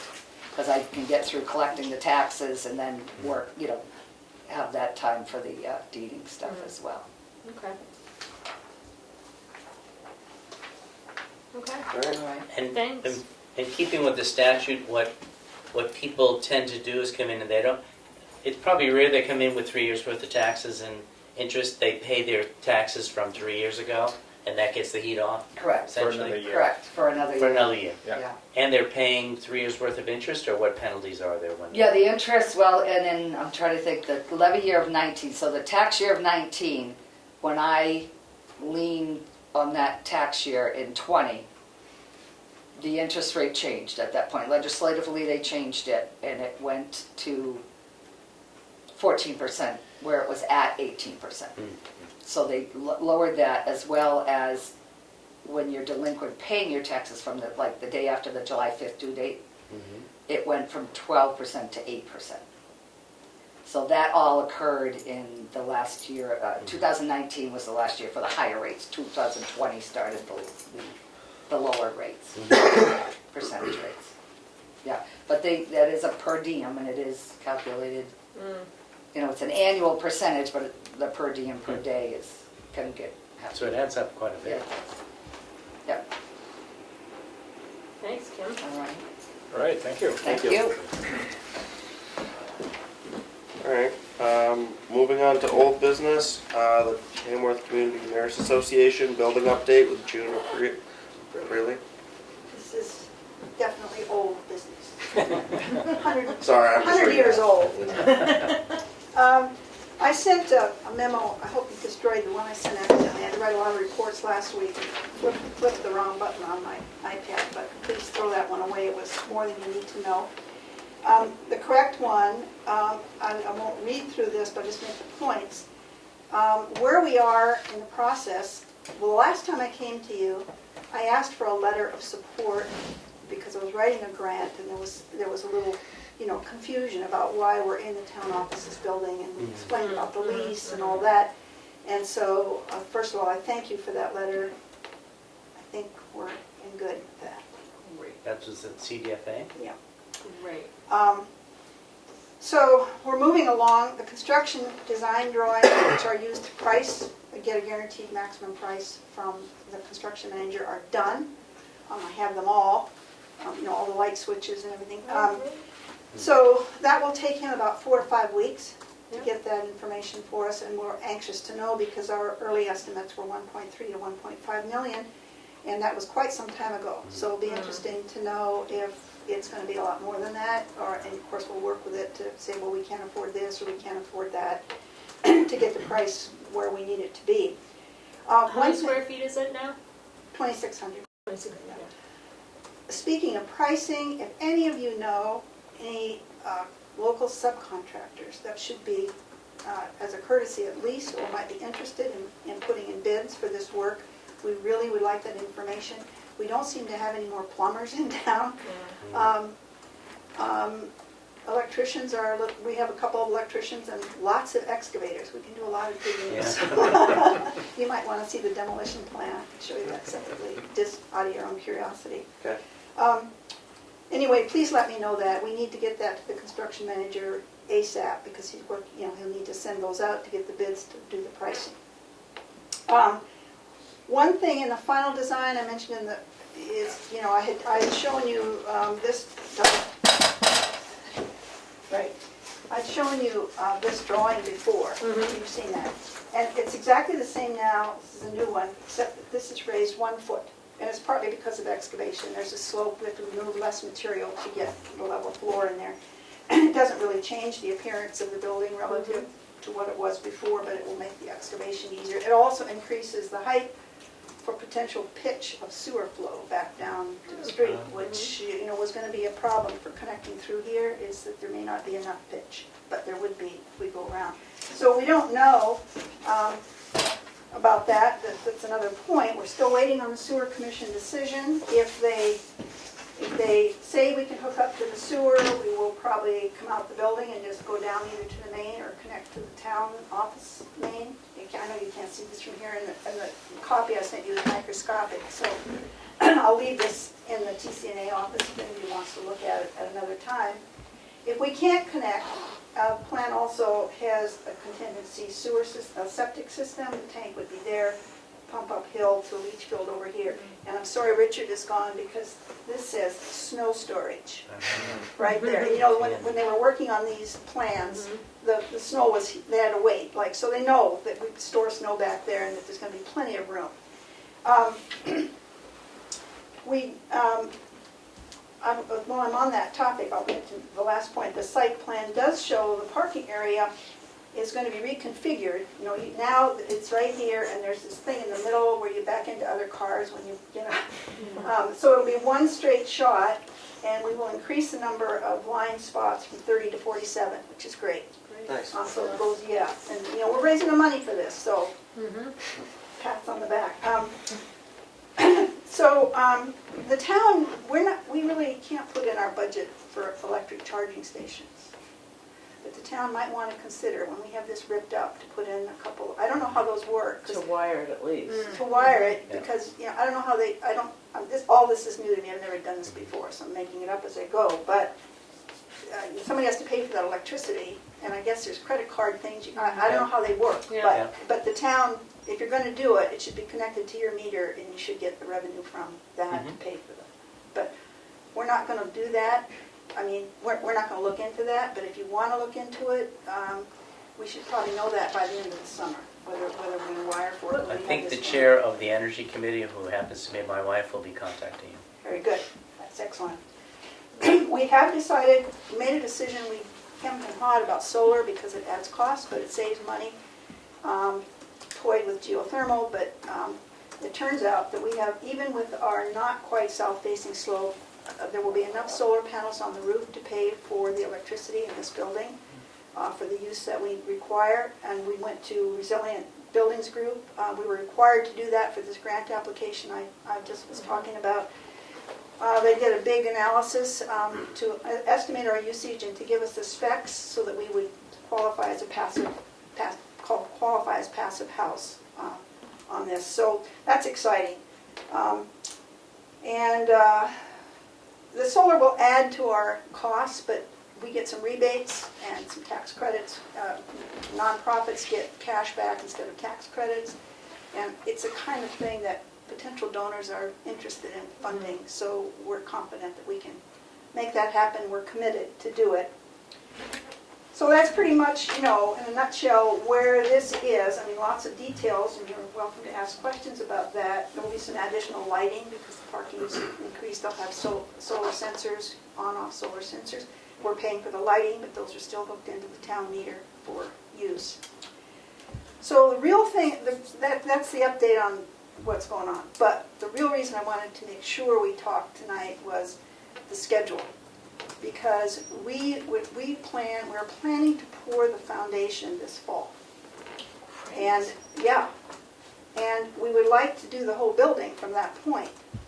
But because we anticipated taking till next March to raise the money, we told our construction manager that we would be building in next March. And he's got our superintendent committed to another project for the winter, and he can't free him up. So what's gonna happen is that we'll dig everything up and fix the parking for the foundation, and he's promised to be able to neaten that up so we have uninterrupted use during this hiatus between pouring the foundation and actually building the building in the spring. The advantage of pouring the foundation now is a couple. One is it meets a requirement of the grant that I'm pretty sure we're getting, which I'll mention in a minute. And the other is he doesn't have to wait for frost to thaw in the spring to start digging and do the foundation. So we'll speed things up in the spring, even though. But this is going to be a mess and a disruption, and we all know that. We'll do our best to minimize that because that's part of the deal. And the reason we're starting, the other reason we're starting is that we have, believe it or not, 75 to 80% of the funding. I mean, it's Nice. Unbelievable. This has been like 3 or 4 months, and we wrote grants like crazy. Hannaford gave us $50,000. Their charitable foundations. We're like chipping away at it with those. We've had some significant major private donors, a couple of $100,000 grants from local people. And this big grant that I asked you to support last time would be $850,000, and it's a reimbursable loan. We don't get the cash and spend it. We spend the money, pay the invoices, and get reimbursed up to $850,000. We asked for $1 million, but we knew that 150 of that had to be matching, our own matching. Since we already had these other donations and grants, we easily met that. So thank you again for the letter on clarifying that. So I think we're going, the good things are that the whole lot will be improved. You're going to get some more space. Yeah. We're raising all the money, basically. It's kind of a win-win-win. There is, yeah. Any questions, there might be a lot of questions as we go along, and I don't want to belabor this tonight, but we're always available outside the meeting to answer questions. Is there any, if you're starting with the foundation and some of the lot work this fall, is that going to impede Richard's ability to use the back lot for snow? No, Or he because can work around it? Well, we don't really get big snow until, late November, December. Yeah. And I think we'll be careful of that. And I was going to catch Richard, but I knew it was coming up soon, Okay. so I'm going to talk to him about this. I know he'll be pleased with that little snow storage notation there. But he's been very amenable to every time I've showed him the updates. Great. So we'll work around that. So none of this has been put out to bid yet then? That'll be... Correct. And you're confident you'll be able to find contractors in a short... Well, the construction manager Is confident. is pretty confident. Okay. Yeah. And we have a list of excavation folks in town. We have the electricians, but again, if there's any others, and we'd like local people to get this business if we possibly can. Yep. It doesn't have to come with a recommendation. It's just an offer to make a bid if they wish. Yep. So. Is there any issue with the farmer's market being back there? I don't know if they're planning on it again this year. Well, there might be. I mean, it might be. They might have to stay at the school or, have to do something else. But for a short time. But it was in the hard winter months that they were back there. And Yeah. I think that hopefully this will be done by late November, December. I don't really know the schedule in that level. It depends on who we can get to do the work. I know that we open windows so that they can plug in the snap thing machine. Yeah. I've asked for an external plug out here to the farmer's market. So. So your hope is that also the grading for the parking would be done this fall as well as the I can't foundation? speak, I'm thinking that. And, I'm hoping that we'll also have a decision from the sewer people, because the sewer commission, because it kind of impacts what we want to do. Yeah. And we need to do this trenching. If we're going to go this way, we need to do the trenching. And they said, they're going to patch that all up and make it smooth for when it's done, but that's a big difference, doing that or not, versus trenching out here. So you don't have parking lot lighting configured yet? No, they do. They're on. Is it on the plan? Yeah, they're on the plan. Okay. Light, proposed light, proposed Okay. light. relocated light. Because one of my thoughts were, I had the same thoughts about future charging stations. And the simplest way to just kind of be prepared for that is just putting empty conduit underground when they put the lights in. So that if charging stations go in, you can snake the I wires could just in. pull Instead of having to, you don't want to build a new parking lot and then dig it up. Absolutely To not, trench that's it a why I year want to later. bring this up now, so. Yeah. I'll say that if you're interested in having that, and I think we all are, Mhm. it's not our decision, but we would like to see it happen. I'll mention it to them so they can do the conduit. Anything else? I don't want to take more of your time. That's great news, June. Well, thank you for your support, and you know, as I said, our original agreement was 75 to 80% of the funding, and that's what we set for ourselves to start the capital campaign. You want to start a capital campaign until people know they're funding a winner. Yeah. And we know we're going to make it now. Yep. So we're in a really, really good spot. Yeah. Thank you. We still have to raise the money, so don't put your pocket in. Moving on to the administrator report. Well, the bank balance is $2,073,485. Emily wanted me to mention that it is likely there will not be a rain date for the 4th of July day of events. So if it's slightly missing, the parade will go ahead, so will Family Day, but if it's a downpour, it takes too long to re-permit. The rain date for the 4th of July fireworks, which is on the 1st of July, is July 8th, which is the Sunday. What else? I've been working on little sections of file cleanup. Now that the meeting is every 2 weeks, this week was more focused on the meeting, last week was more focused on other things. It's all good. Everything seems okay. Good. All right. We will move on to the signature file. Thanks for coming in tonight. You bet. Thank you all. Thank Bye, you. June. Bye, Bob. Thank you. Bob, Nice to see you. Bob, are you going to report on Friday programs? On what? Friday programs? Yes. Moving on to the signature file. I make a motion to approve the select board meeting minutes for June 1st, 2023. Second. Roll call vote. Did you say yes? Barry, yes. Schaefer, yes? Prentice, yes. Roberts, yes. 5 yes, 0 no. I make a motion to approve the non-public meeting minutes under RSA 91-A:32C, Session 1, June 1st, 2023, and RSA 91-A:32A, June 1st, 2023. And that was Session 2. Second.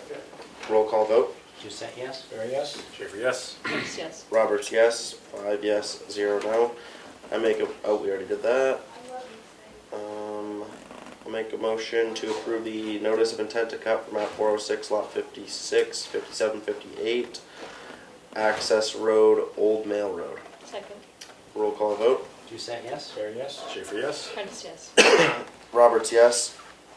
I make a motion to approve the timber yield tax levy for map 203, lot 40, in the amount of $0. The timber yield tax levy for map 402, lot 52, in the amount of $0. Second. Roll call vote. Did you say yes? Barry, yes. Schaefer, yes? Prentice, yes. Roberts, yes. 5 yes, 0 no. I make a motion to approve the excavation tax assessment for map 210, lot 3, in the amount of $0. Second. Roll call vote. Did you say yes? Barry, yes. Schaefer, yes? Prentice, yes. Roberts, yes. 5 yes, 0 no. I make a motion to approve the tax abatement for map 415, lot 67, sublot 55, in the amount of $254.00. Second. No, not yet. Tax abatement, Oh, I'm sorry. and the tax abatement for map 215, lot 49, sublot 22, in the amount of $254.00. Second. Roll call vote. Did you say yes? Barry, yes. Schaefer, yes? Prentice, yes. Roberts, yes. 5 yes, 0 no. I make a motion to approve the veterans tax credit and solar exemption for map 408, lot 30. Second. Roll call vote. Did you say yes? Barry, yes. Schaefer, yes? Prentice, yes. Roberts, yes. 5 yes, 0 no. I make a motion to approve the payroll manifest for 6/9/2023 in in the amount of $44,958.65. Second? And, There's one thing that I didn't add that oh, you should get, just pass me the whole stack. Is that up because we have more employees now? What? No, because fire comes every other payroll. Oh, okay. So if it was every payroll, it'll just be even, but you get a bump.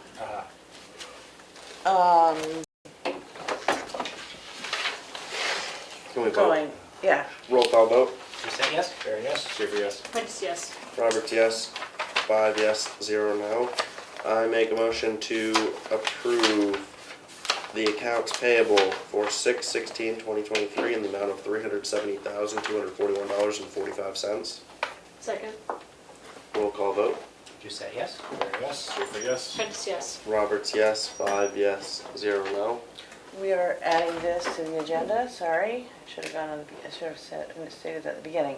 This is a land use change tax bill and warrant.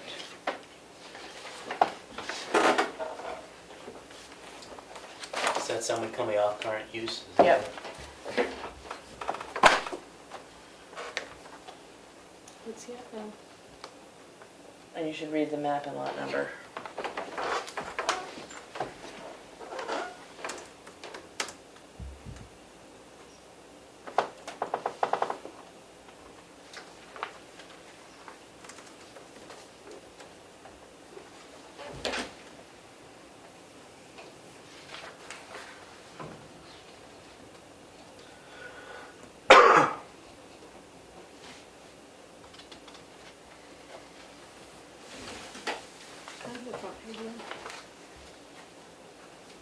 This is what you're looking at. I'm looking at mine, it says Albany on that one, but Tamworth on the other. That's the mailing address of the owners. Oh, okay. So they've got 2 Pullman drives. Right, What? So, nothing. Emery, can you give me the map and lot number for this and also the amount? I think this just came in like right before the meeting.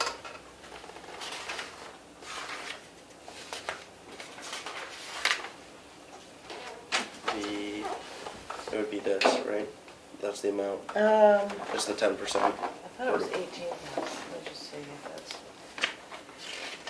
Let me look at the bill. I guess it's 15. Yep. Fancy finger, that's It's good. 15,000. Okay. That's awesome.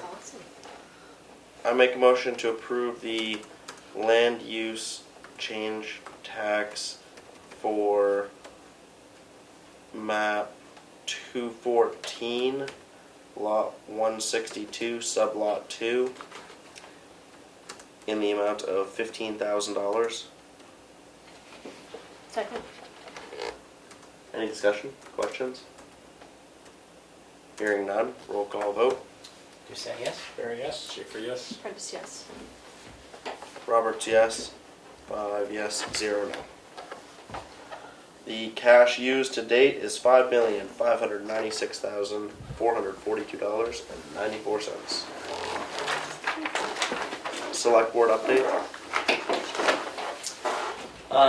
The Northern Borders Regional Commission grant for the transfer station was submitted the day after our last meeting. I think it was June 2nd, so that was submitted. The award will be sometime this summer. I'm anticipating August.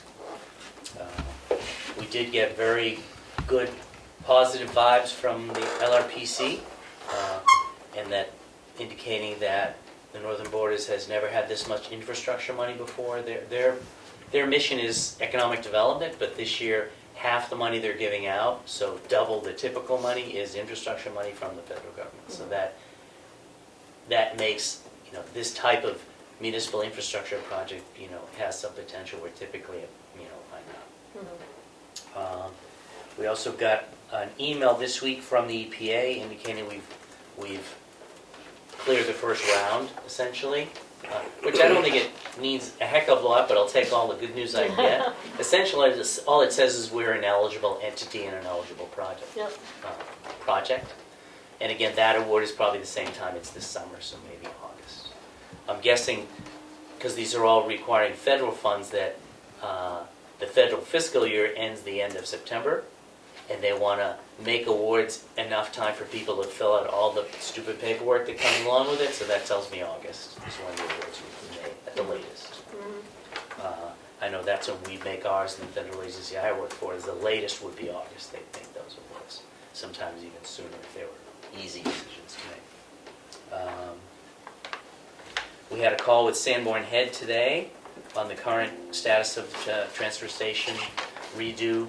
They do have, they finally have the new survey and the wetland delineation to see, okay, was the old survey and delineation any good? There's good news and bad news, I guess there always is.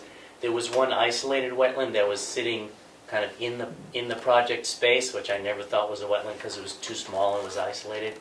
That was not flagged as a wetland this time. But there is downhill of the current transfer station. There is a wetland down there which we knew of, but that's a little bigger than it was before. But they feel like they can take the current design and twist it and move it away a little bit to minimize the wetland impact. Overall, the wetland impact is small enough that the amount of permitting needed is very small. It's not a big deal.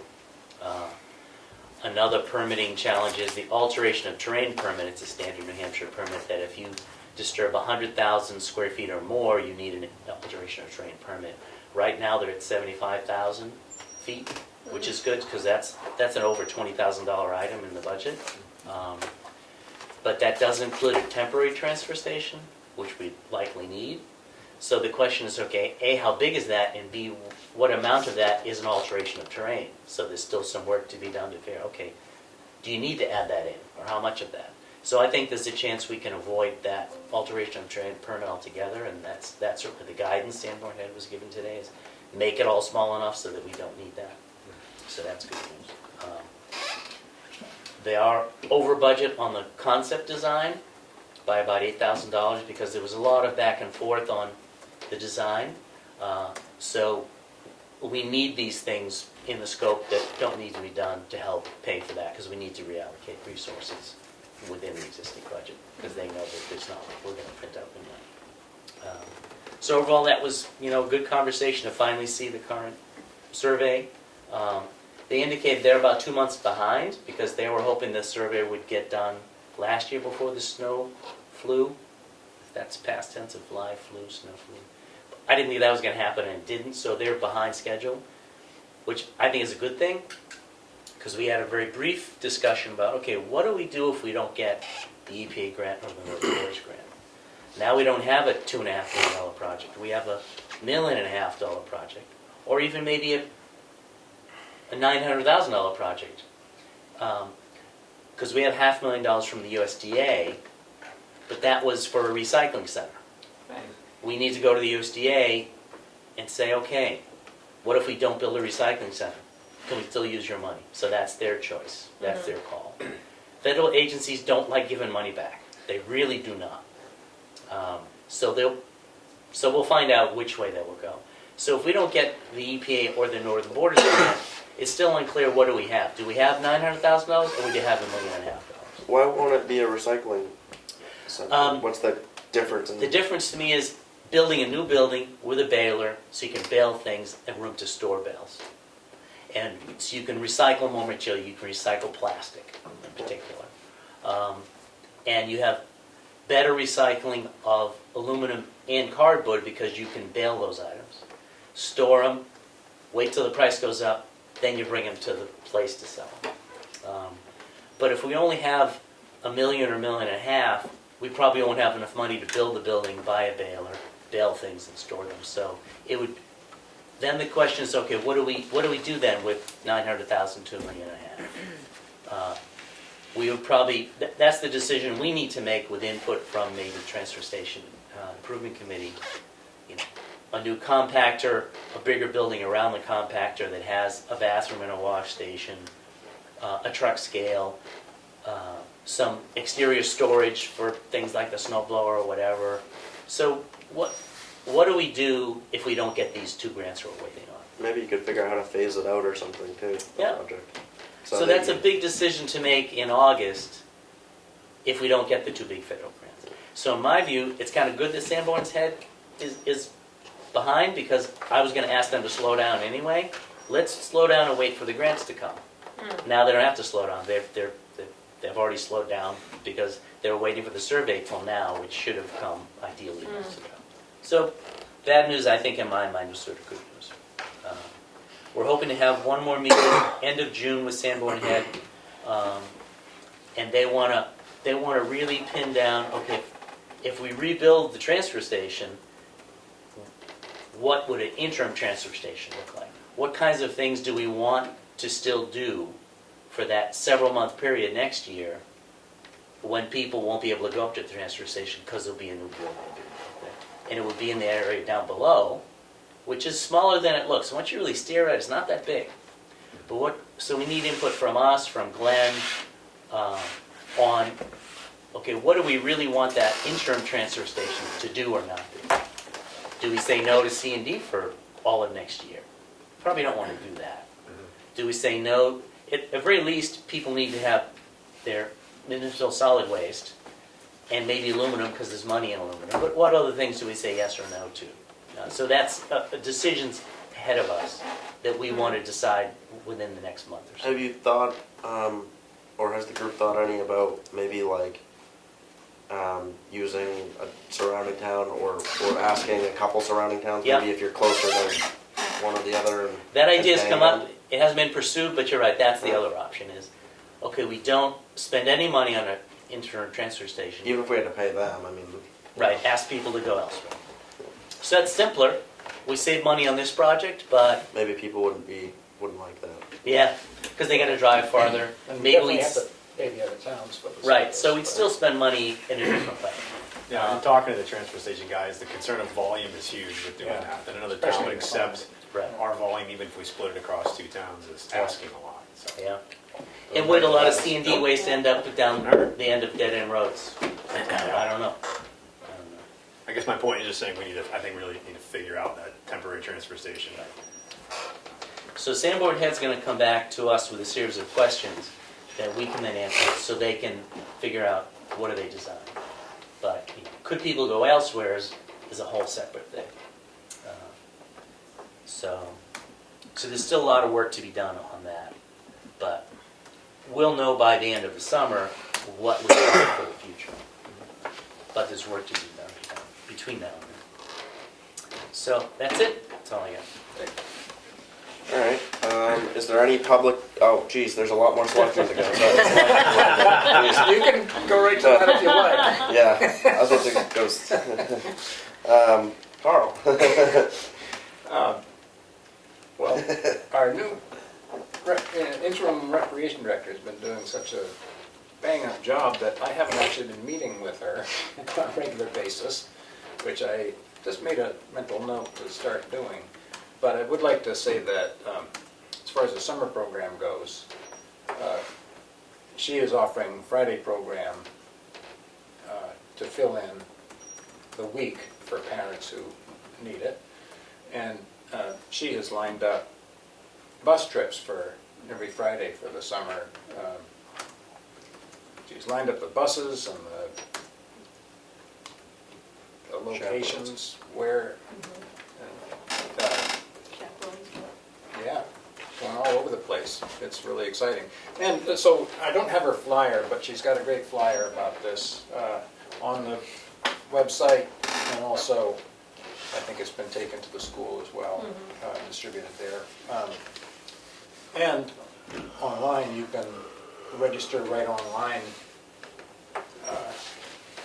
by looking at the flyer and picking your events. So there's that. What else has she done? She's just killing it. She's very close on the swimming, Oh, right. which is really exciting. Really close on that.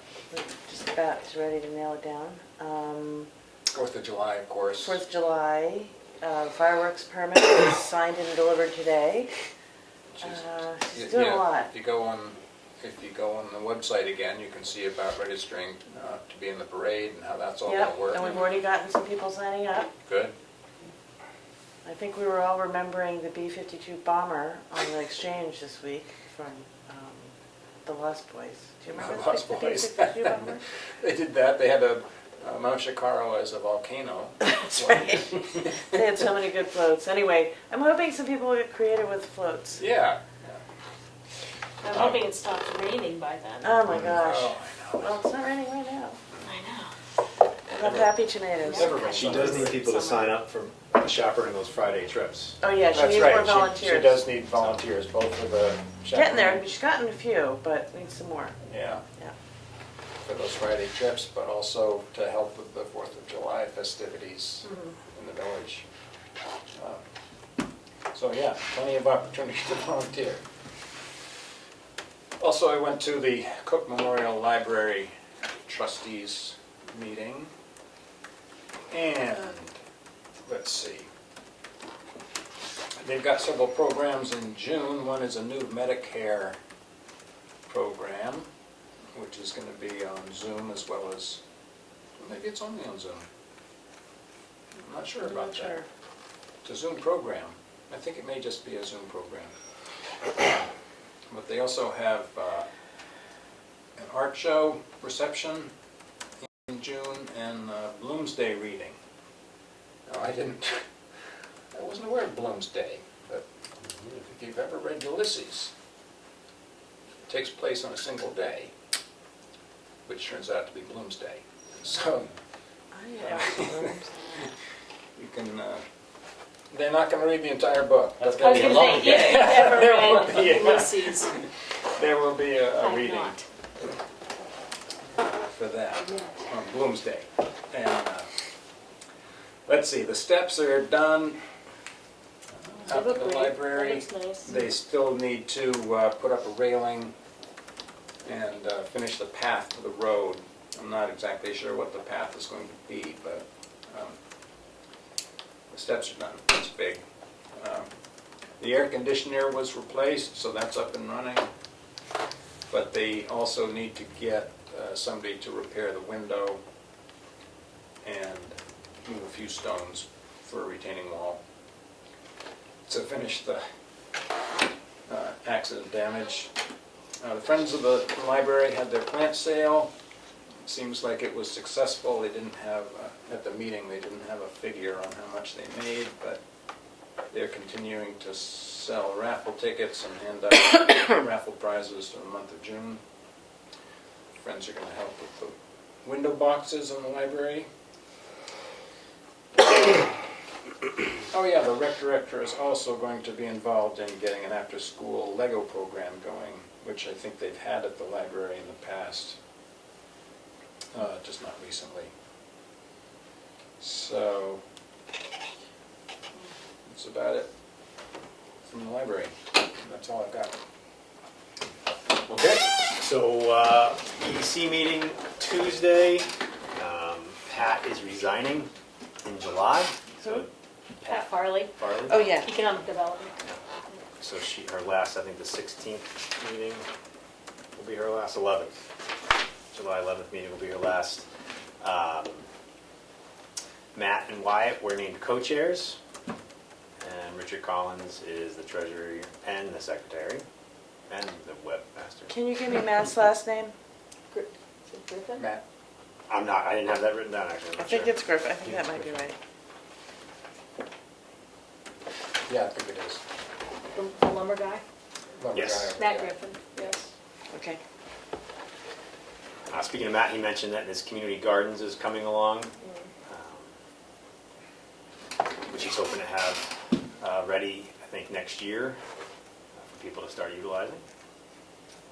There's the forum for methods to pass on your land is planned for August 15th at 6 p.m. Hopefully at the library. There'll be a Zoom and an in-person option. What was that? The EDC is putting on a public forum for people to learn about methods to pass on their land that they might happen to hold. They also welcomed Eleanor Aparicio and Greg Hufford from the planning board. Motion to accept them. And that was about it. Good. I spent time meeting with Keats, putting on final, Keats and Elaine, final numbers to the personnel draft. And went to the Lakes Region Planning Commission Executive Board meeting this week. And that was interesting. Is the transfer station plan, does it include a glass crusher? Yes, pulverizer. There was some really interesting numbers coming out of Barnstead for how much they've saved on shipping and how much they've saved on sand because their road agent uses it really regularly. Glass is real heavy, so it's best not to have to truck it. But the use for sand was great. I mean, it was a I guess big Willie win has for met them. with the road agents to make sure that if we had a glass crusher, it would be used, and he said sure he'd use it. Yeah, Makes that's it great. better. So Lake Street Planning was interesting. The annual meeting is the 26th. I know some planning board members are going. I don't know if anybody from the select board signed up. You, Richard, you're going to sign up. Gabrielle. Carl, that's great. We have Tamworth. We're supposed to keep it a secret, so they're surprised. But economic development is one, and since Pat is accepting the award, she knows, so it's not a surprise. And then there's an individual from Tamworth who has is being recognized for adding to the social and financial health of the town.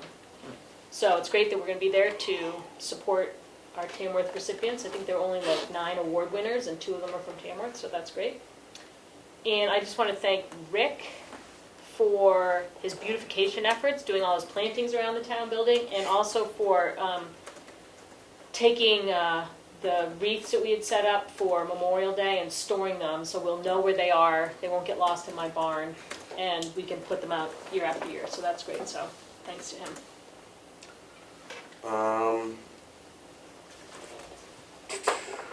No update for me really.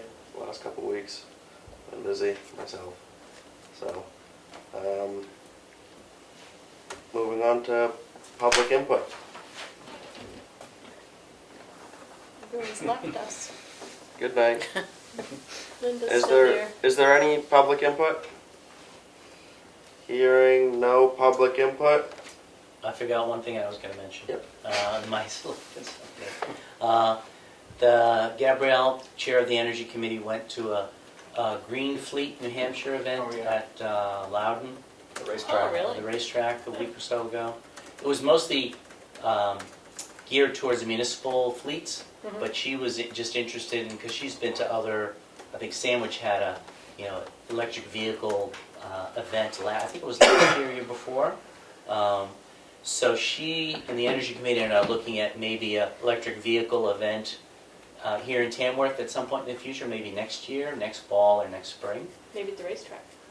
And she has reached out to the owner of the CMI racetrack, and would be very excited to host an event. Oh, cool. Not only for just the vehicles to be there, but to be able to take an electric vehicle out on the racetrack. Great. Which would be Super pretty cool. Yeah. I will do that. And that it might be combined with classic car events, so be old and new. Yeah. Well, that's fine. So that'd be pretty neat. Yeah. She's already got commitments from a number of dealers who would love to bring cars here for people to look at them and maybe try them out. So the number of dealers is growing. And I think particularly since so many people who might have thought about it have never seen one or certainly never driven one, I mean, that would be pretty cool. Yeah. So the Energy Committee is working on that. Great. So there was no public input. So we will move on to non-public. I make a motion to go into non-public under RSA 91-A:3 2C Session 1, RSA 91-A:3 2A Session 2, and RSA 91-A:3 2C Session 3. Second. Roll call vote. You say yes? Barry, yes. Schaefer, yes. Prentice, yes. Roberts, yes. We are now in non-public at 7:30 p.m. Okay. I make a motion to come out of non-public at 8:16. 8:16 p.m. Second. Roll call vote. You say yes? Barry, yes. Schaefer, yes. Prentice, yes. Roberts, yes. Minutes are not sealed. We are now in non-public at 8:17 p.m. Motion to adjourn.